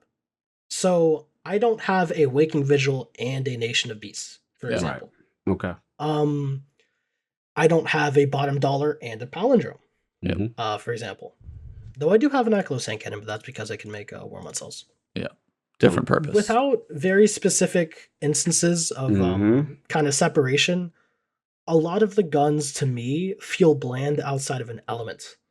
And so for me, my journey with collecting good weapons has been, are these perks interesting? What are the same weapons that come on the same elements? And then for the sake of my vault size, which is another issue that can be talked about. I'm with you every time. I'm sitting at 500 forever, but probably I'm not nearly as efficient as you. So I'm currently at about 374, looking at it right now. And this is because I hoard a lot of armor. Armor is currently a lot more valuable to me than weapons. Really? Just because I'm a stat junkie. I enjoy stats. I enjoy getting my triple 100s, for example. Kind of building out, you know. It's very nice to me. It's an aspect of the game that I enjoy. As far as what makes a gun desirable, new perks obviously help, but it's pretty defined in a meta or in a state of game what the best option is. It's very obvious when something falls behind. Why would I use a Dire Promise when I can use a Time Lost Fatebringer? It is the same gun, except one feels better, has explosive rounds, and a better perk pool, right? Sure. Yep. And there are obviously going to be some people who enjoy Dire Promises. I know my friend Sepper loves Dire Promise. He goes ham with that thing. And there was a Dire Promise that was recently sold at Xur. That was very, very good. And a lot of people picked that up. But for me personally, I don't see any value in having a Dire Promise because of Time Lost Fatebringer, and that's how I widely view a lot of my options. There are obviously like niche use case examples, where like even though it's not the best of the element, I want to have it. Like what I mentioned before, the Iclos Hand Cannon. It's void. It's not really the greatest. I actually rank it above like. It's one of the worst guns in the game. Yeah. I hate 180s, so thank you. Yeah, 180s. It's just like, it's a 180, but then it also just feels bad. Yeah, like, I'm just not a fan of the weapon. It don't feel. I'm with you on that gun right there. It do not feel good. There is one reason and one reason alone why I have this Icolos in my vault. It is because I needed it to do solo Insight Terminus Grandmaster Nightfall. That is the only time I used it. And that initial quest for Sleeper when you had to use all the weapons and all that. I'm but with also you though. Just for the versatility, just because I can use make War on Cells. But generally speaking, if there's a best version of a gun element, that is the one I'm going to gravitate towards, and I'm going to dismantle other alternatives. That's literally what I do. It's so funny. That's how I handle my vault. That's why I don't have too many vault issues. I'm going to look at what's the efficient and eliminate duplicates in the space. And we call that the machete method. Yeah. Like, it's like I'm not running around with this example. I'm not running around with 2 or 3 different void head cannons, provided the perk pool are similar and one just has better performance stats or some type of extra appeal to it that makes it the superior thing. I'm literally going to get rid of the other one. There's no need for me to hold on to it. And that's how I make my business decisions. But I do find this interesting that they have, I know this is my business, that they are alluding to this issue that I felt they've long had. And I'm dying to know what this is. I'm very curious to know what this is. To me, is it going to be more than just, the hacky, the hockey, whatever, pole shoots 4 or 5 shots versus whatever, hockey. Whatever that did. Y'all know what I mean. So, whatever that you call them hacks. They're trying to make good weapons, bro. The hacky foundry versus the Omelon. I know like some of them have intrinsic perks, with associated. And I get it, but I'm very excited about this because I'm like, what could they be cooking up to make these things different? So this excites me on some level. I know. I'm getting my temper hopes those up expectations, right? Temper them hard. Temper them way down. All dude. It's just the Witch Queen deceiving us. Yeah. Savathun's making you think there's weapon crafting, but actually it's just silver crafting. Yeah. Cosmo has been trapped for months, and Savathun is actually writing the TWAB, getting all of our hopes up. Yeah. You don't hear it's not me. A couple other things they did say they mentioned in the last patch notes that we're not done with special ammo economy in PvP. They have further tweak coming for that should help bring down the amount of special ammo floating around. Exotic primary weapons, they say, already advance ammo finder mods much faster, but we want them to feel better in PvE content and are adjusting all of them to reach this goal. I don't know what that means for all primary exotics, but give me a reason to use the Sunshot and Graviton Lance again, and I'll probably be happy. We're adjusting some exotics, some that consistently top the PvP usage charts in an oppressive way, some that had their perks limited to a good degree that's no longer warranted. We're looking at you, Chaperone. Chappy. Sorry, Chaperone users. It's time. It's been fun. But it's a little bit ridiculous. Yeah, you shouldn't be able to. Shouldn't be a little mappage. I am a Chaperone user in PvP, and when they were going over all the debuffs, and I saw that they were debuffing slug shotguns, but only in PvE, I was secretly like, "Oh my god, thank God, they're not onto my grift yet." Not onto your grift. I got to the bottom, and I was heartbroken. They in fact have caught on to me. Siva Tech says, like, I've used Chaperone for 6 years. I won't stop now. Swifty. Yeah, here's the thing. They need to give Chaperone, fine, nerf it, do whatever you gotta do, but give it a catalyst. Give it a catalyst. What's the catalyst gonna do? Make it snipe from 50 meters or some shit? Maybe the catalyst could give it back whatever they're about to take away from it. Well, then what's the point? Like, just go earn what you just had? That's a cute way to... What is the point, E? Great question. What is the point to all of this? I want to hear Swifty just talk about his hate for this. I want to hear this disgust. Want to hear my disgust? Yeah, come on, let's get it. What am I being disgusted at? You don't seem thrilled about this. You'll seem thrilled about this Chaperone nerf. I can't take your opinions of how disgusted you are with anything in PvP seriously, because I just heard you talk about the most disgusting toxicity of Leviathan's breath and Gambit of all modes. Oh yeah, it's great. You're just out here making people cry in a mode that already makes them want to cry just when it's working normally. When it's working well, people don't want to play that, and you're making it worse for them. This man. This is that was a toxic. No, I think you might have caught the wrong drift from me. I'm entirely supportive of Oh, Chaperone. Yeah, I think I thought you. My bad. My when I bad. said it's a Okay, little bit good. ridiculous, I meant Chaperone is a little bit ridiculous. There you go. Oh, Yep. my fault. I got you. I got you. Yeah. No, That's this, what I thought. Yeah. Yeah, Chaperone. Bye. Bro, it's been a hell of No a run. more. It's been a No hell of more. a run. It's been real. It's been fun, but I can't say it's been real fun. I find it really funny that Chaperone only became good after Shotgun's range got neutered. Like, nobody used Chaperone when a Mind I Benders did. could kill you at 9 meters. Mm-hmm. People are gonna use I it. used it during the period where Really? not most consistently. I switched to people. Fellwinters for a while, but I Belly. did use it for a little bit. We all No, I'm fell saying victim to when Fel. shotgun range all of a sudden goes down from like 9 to 10 meters all the way down to 6-7 meters. All of a sudden slugs are becoming a little bit Mm-hmm. better Well, of an option. why would you choose to aim when you could just not aim and still get the kill? Question: where does duality fall in all of this? Duality is great. I think duality is Duality is second great. only to Chaperone in this slug discussion. Duality, there's a guy, I assume you know him, called Glow. Yeah, GLEAUXX or whatever. Yeah. From Encore.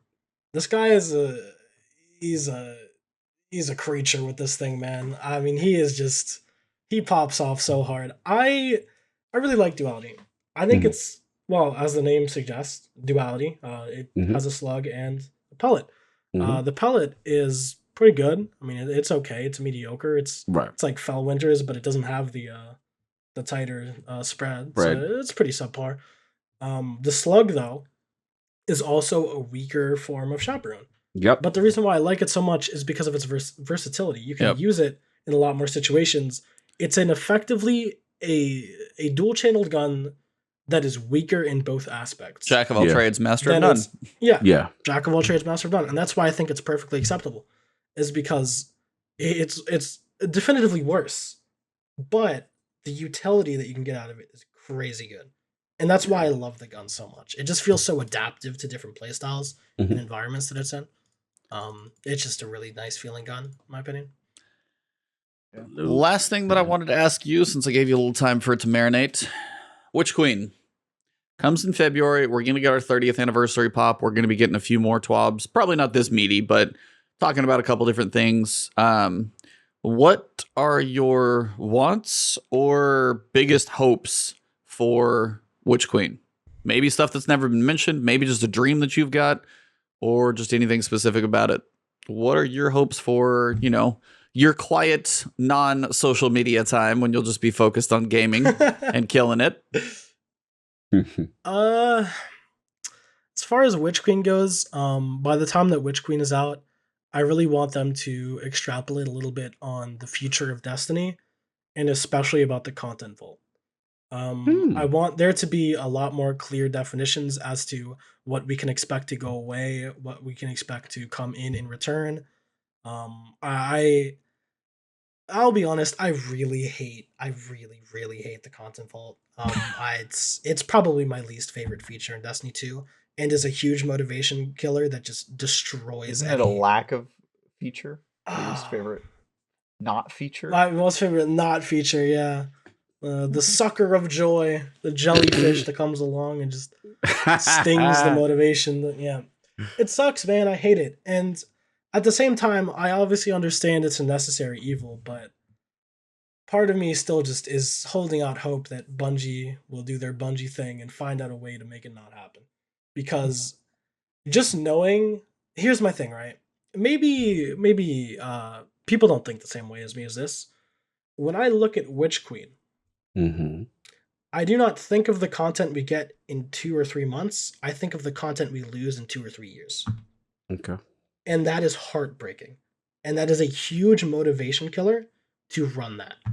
And it is, the introduction of the content vault has entirely reshaped the way I think about this series going forward.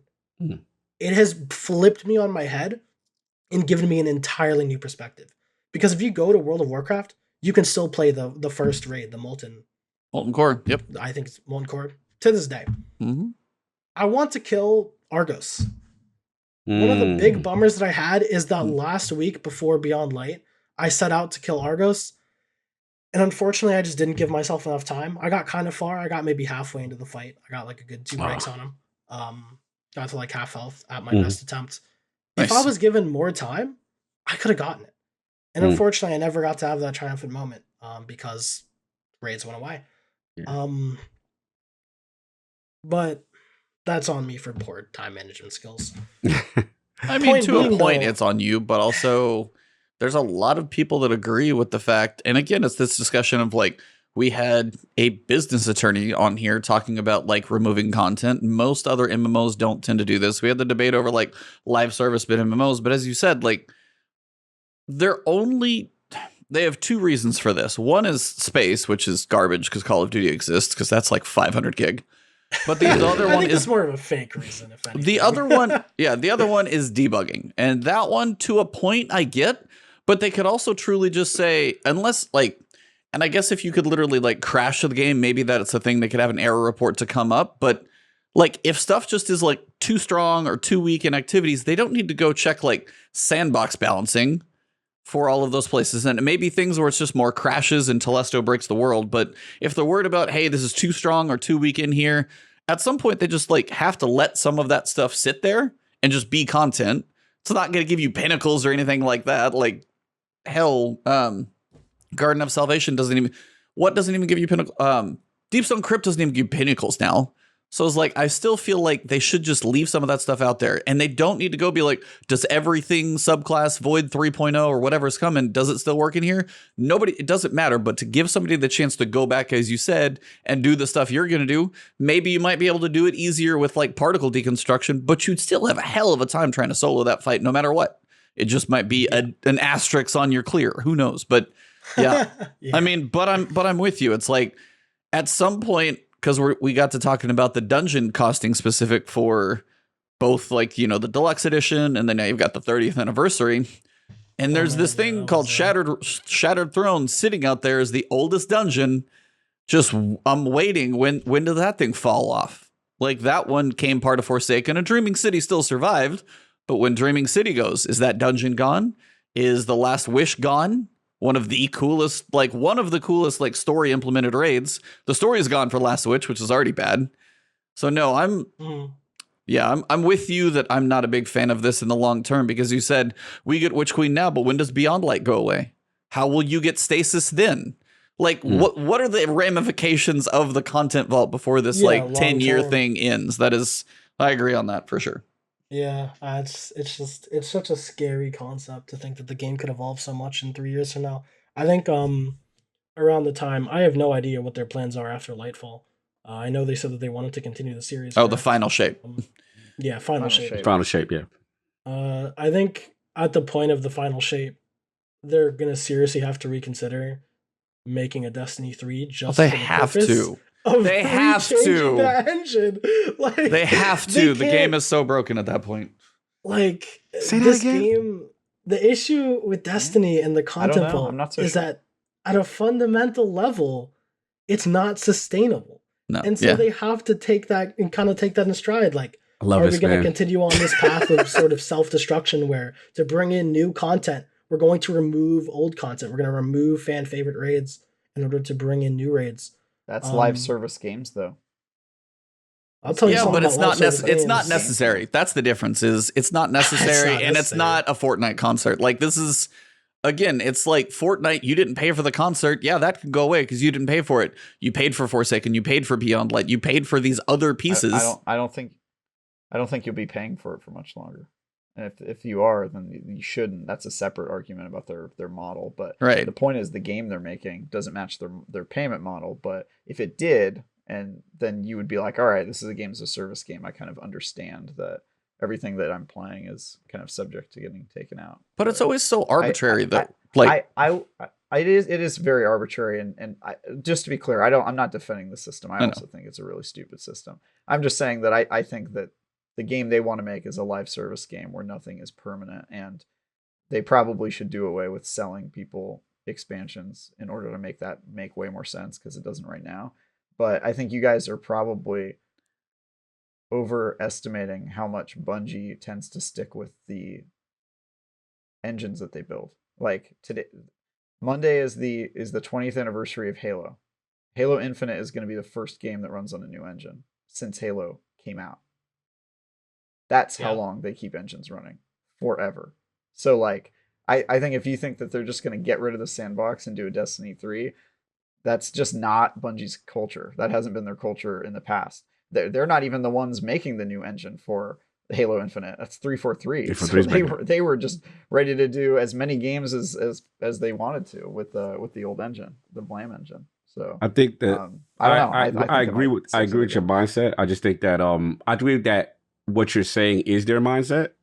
I just feel that there's enough evidence to show deterioration and busting at the seams with especially since they've gone away from Activision. I feel there's been way more instances of just, I don't want to say like shoddy mechanics. It just things seem to be more busted as we've been longer and going on on. We're also seeing I was just gonna say we're also seeing the capacity of what we're at with regards to how many perks can be active on you at a specific time. Like the game, code per se actually sticking together is one discussion, but when they literally flat say we can't have an extra perk on said weapon or something isn't going to work, they're already at their they're bursting at the seams with what the game is going to be able to function, and that's what worries me. Yeah, to me, all the moves when I hear DCV is just compensation. Like you're trying to overcompensate for something. You're trying to avoid the inevitable, and it's fine. I mean, if that's what they want to do, but at some point, it is curious when we get to final shape, and then the timing of the new IP. Yeah, I want to see what happens. They did say they're going to continue with Destiny 2. Right. They said Destiny 2. No, they did. They absolutely did. I'm very curious to see, how this game continues to age at that stage of the generation. I mean, unfortunately, World of Warcraft has gone on for so long. It's aged okay, but I mean, they've done like cosmetic updates too. But I was like, can you imagine them putting like ray tracing in this game? It would break it. Just absolutely break it. Now, ray tracing is a cute feature right now because it's not that strong. Don't get me started on ray tracing. I know, it's like that's kind of a joke. But also, it's like, when are you going to get to a point where this is truly just a next-gen game? And when is it finally going to be an excuse that a PS4 is no longer holding back Destiny? When you release the next, saga, what comes after Final Shape? You have to go to the lowest common denominator every single time. I know, and that's what I was like. Which hinders game design. Yeah. At the end of the day, when you continue to have to expand this cross-platform development cycle with more and more additive consoles and PC iterations, you hinder game design. You cannot get to the scope of what you truly want to do when we're talking about weapon perks and even simple things. And at some point, the rubber will hit the road. I will say that I think people overblow this point a lot in game development. Like, do old consoles hold back new games? Game design, yes. Kind of. Yeah. The actual thing that holds back new game design is the fact that the consumer isn't ready to make the leap yet. If the consumer has an old console and nobody's upgrading to the new one, or they have old PCs, the new tech is just too expensive, then the thing that's actually holding you back has nothing to do with the console. It has that's adoption rate. It has to do with where the player is at. Like, that's adoption rate. You can make the same argument for PCs. Like, nobody has a 3090 right now, and if they started making stuff with 3090s, the problem wouldn't be that the tech isn't there. The problem would be that the consumer isn't caught up yet. Of course. And so I think to me, it's more like you can make the most crazy game, but if only 5 that small percentage have it. Of course. Then who cares? That was sort of the problem with Half-Life Alyx. Right. It's a great game that nobody was able to play. Absolutely. My point is 3 years from now. My point is 3 years from now, that is a point where you have to make a PS5, Xbox Series X game only. Sure. That like 3 years from now, at some that point console, we're going to get there. That has to be a point, that's even if what it's towards the end of that generation. It's inevitable. It's inevitable. It's like it's a next saga. It's out of Destiny 2's 10-year saga. That has to be a next gen console exclusive game.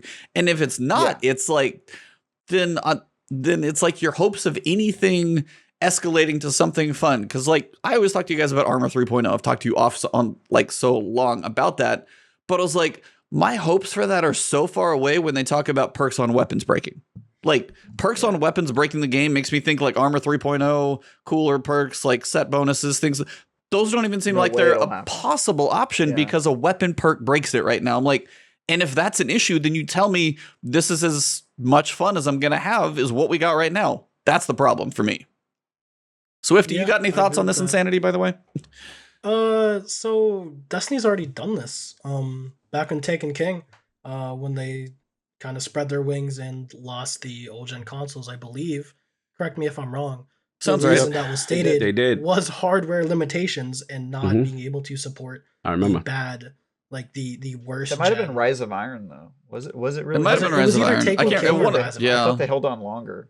Rise of Iron might have been it. But yeah, it was either one of right, them. One of the two. One of the two. Point being, I could be wrong about this, right? But I am fairly certain the point that I remember them bringing up as to why they ditched the consoles was because of the hardware limitations that catering to these like 9-year-old consoles was doing for them. Yep. We're not 9 years old, but close. Obviously, it gets to a point where you do have to kind of make the step up. But I'm not arguing that they don't have to do it. I think probably the Series X and the PS5 are already hardware limitations to them because game designers they're always dreaming bigger, right? Mm-hmm. The issue is that you have to work around what the consumer's ready for. Like it's like with cell phones, right? People who make video games for cell phones, they don't look at only the most recent cell phone and go, well, we need to design for that. They look at where all the cell phones plays are. Yeah, the player base. Exactly. How many iPhone 7s are people still using? And then they build it around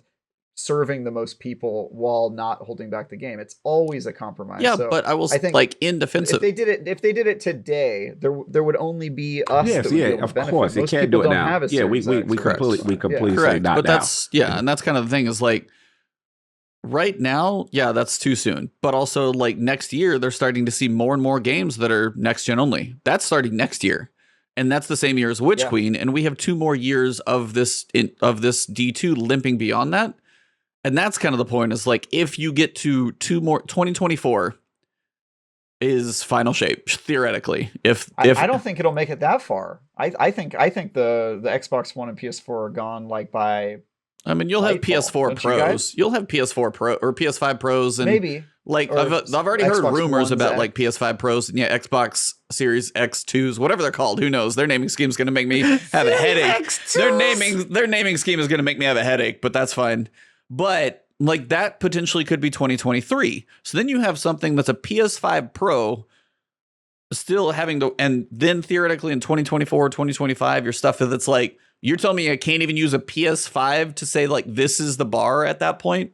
No, that's just like post final shape. It has to get a whole lot of freshness to it and chances, because otherwise I don't think something post final shape is going to be much worth it at that point. You're going to be seeing some amazing stuff in the next few years. And if Destiny is going to be held back that far, I just don't think it would work. And we are at about 3 hours. We probably got to start wrapping this up. We got to wrap this up. We definitely go. But it was a good discussion. I mean, love the tangent. Yeah, it was actually a great tangent. Great tangent. But no, I definitely hate what Travis is saying in reference to it always going to go down to the decision is always going to be based on the economics of the populace. Yeah. And where they are. That part, he's absolutely right. That's because, it's stupid for them to say, yo, right now, Series X only, PlayStation 5 only, there's not enough in the wild to justify it. But when it eventually gets there, like, what you call it, Swifty was talking about, whether it be Taken King or Rise of Iron, there was that internal cutoff where the majority of the generation was at that level, and it made no sense left to support. Cut bait now, make game design a little better. We're not constrained. We not have to keep making this lowest common denominator thing, and that's it. But great discussion, boys. Yeah, I like it. This was a long one. Swifty, you got anything else you want to add before we do the outro wrap up? No, not particularly. It was a really good conversation. We went through a lot of points, and I'm really glad I came. It was a really nice time. Well, thanks for joining us. Happy retirement. Yeah, happy retirement. Yeah, finally. I guess I should speak. You getting a gold watch? I guess I should speak on this. Let's get it. I should speak on this. As I did send a link to a couple of my friends, and they were wondering about some clarification. So here's my situation. Let's go. I've never really been a content creator. I haven't really streamed on Twitch in a couple months. YouTube, I mean, I had a short little stint with Anthem, but we all know who that one was. Shout out to Destiny Killer. Destiny Killer A. There was one day when I launched an Anthem video on like a farming guide, and then I went to bed, and I forgot that I left my Discord server in the description of it. And when I woke up, I didn't even tell people to do this. People were using the VCs in my Destiny Discord server as like Anthem farming session, like loot grabs and shit. I'm Jeez. like, so I woke up and I just made a bunch of categories for Anthem, and it just blew up, and it was really fun. But it's sidetracking. YouTube kind of short-lived. Twitch obviously kind of short-lived, though I really did enjoy getting to stream almost all of the 1,000 Grandmasters I did while helping people through GMs. It was a great time. But I think it's a little bit of a time for a change. What's going on? I took my AccuPlaces recently, meeting with a guidance counselor on Wednesday. I'm getting hooked up to college, and at the moment, my life kind of revolves around an exe file on my computer and an app on my phone, that being Destiny 2 and Twitter. So I've decided to kind of make the step in my life where I kind of clowned around in high school, middle school a lot. I was never really an A+ guy. I was kind of a D's get degrees kind of mindset. But I got you. I've had a little bit of a change in tone recently, and I've decided that I'm going to distance myself from the internet, distance myself from Twitter, kind of delete some of my social medias. Okay. And so I'll still be playing Destiny. But where we taking our talents to? My involvement in this community is definitely going to stop here for the meanwhile. But I really appreciate the times that I had here. I was able to do a lot of incredible things, and I don't regret kind of this chapter of my life whatsoever. And thank you especially to Bontas, Cognito, and Travis for inviting me here. It is incredibly fitting that kind of my last words as a member of this community is on the Last Word podcast. I just find that so phenomenal that I got to have this moment in like the greatest setting possible. It's such a great coincidence. Originally, I wasn't even sold on the idea of kind of shipping and quitting and just going to college when I agreed to this. So I was going to do this regardless, but just having everything come up recently, my Discord getting hacked, talking to some other friends, kind of taking a step back, made me realize I think it's time for change. And I think, well, symbolically, these are my last words. Salute to you, brother. That's pretty much all I wanted to say. Salute to you, brother. That's a way to end the show. Can't end it any better. E, you was about to say something. I'll say No, after you. I was just going to say it was an absolute pleasure having you on for kind of your social Destiny swan song. A little bittersweet way to end the show, but yeah, it's like you've been in the community, the help that you've done, and just, you know, it's like I've always seen you on Twitter. I think it was even you I worked with on a graphics card to get to somebody. Was that you, right, that I did that through? You gave me my Series X. Oh, that was it. Yeah. Okay. Yep. Yeah, I knew I had worked with you on one. Bundle. Yep. Yeah, I had a bundle that I was able to bundle. like basically get my hands on. I was like, all right, who wants this thing at cost? Because Where's my Series X? Where's my Series? you've got two of them in the other We've room. been friends for so long. You've got First of all, I only have one Series X. I've got 3 Series S's. All right. Oh well, that's your own problem. Yeah. That sounds like a you problem. Yeah. But overall, good, no, guys. I was going to say it was an absolute pleasure. I know Travis enjoyed you being on because you hit a lot of the right notes for him. Cognito enjoyed you being here as well. Definitely hit some hopes. And honestly, I'm just happy to have you. But as you said, yeah, literally, we're gonna let you have the last word when we get to the final outro, and we're gonna stay silent for this one just for a rare change because it truly will be your kind of Swifty last word. Yeah. So, but before we go, normally we'd let you have your socials, but those won't exist tomorrow. So, quick, Travis and Cognito, if you guys want to do anything for an outro real quick for you guys. No, just again, tremendous to have Swifty on. He's huge in the community, you know, much respect. I love what the plan is, you know what I mean, and life and whatever his next journey is, and game development, or as well as taking his talents to South Beach or whatever he plans on doing, which I'm excited for. But nah, salute to you, bro. Like a great discussion. Love your analytical approach to gaming and Destiny, and we 3 hours flew in a sense because we had some great discussions, brother. And awesome. Yeah, absolute pleasure. Absolutely flitting to have your last word. And y'all know where y'all can find me. I ain't even got to get into all that. You know what I'm saying? But this is your moment, bro. This is you. So salute to you, brother. And I'm looking forward to you doing great things. Yeah. Travis, anything else you want to add? Same here. Yeah, same here. I won't promote my stuff today because I think everybody knows where to find me. But it was great meeting you. Good luck in your next endeavors. And you will not be forgotten swiftly. I like that. No doubt. That put a Destiny gun and your tag into a pun. So nice. That was nice. So normally as we outro the show, basically I'll just say like the episode number, and I will say it has been, and we all try and say last word together. When we do that this time, these two are killing me. So if you guys are watching YouTube right now or watching the video and you wonder why these are holding up their fingers in these weird little like handgun, like finger guns. Give me some caddies. Basically what it was is one of the, like my internet is hit or miss every so often, and every blue moon for Discord I'm just gonna get like stuck in a position for whatever reason. I got stuck just like this, so whatever like hand gesture I was doing was just like this, and I was just stuck here, and they were just looking at me like this for so long, and they just can't get over it. So that's what that is. So if bro. you know, and mostly they know because I don't even think Stream saw that one, but. Everybody in stream, you guys have been amazing. All of you guys in chat, thank you for an awesome episode. And Swifty, thank you for sharing what is a kind of a bittersweet but very fitting episode. So thank you for joining us around the campfire. Episode number 173, if I can remember correctly, November 11th. And for this episode, it has been the last word.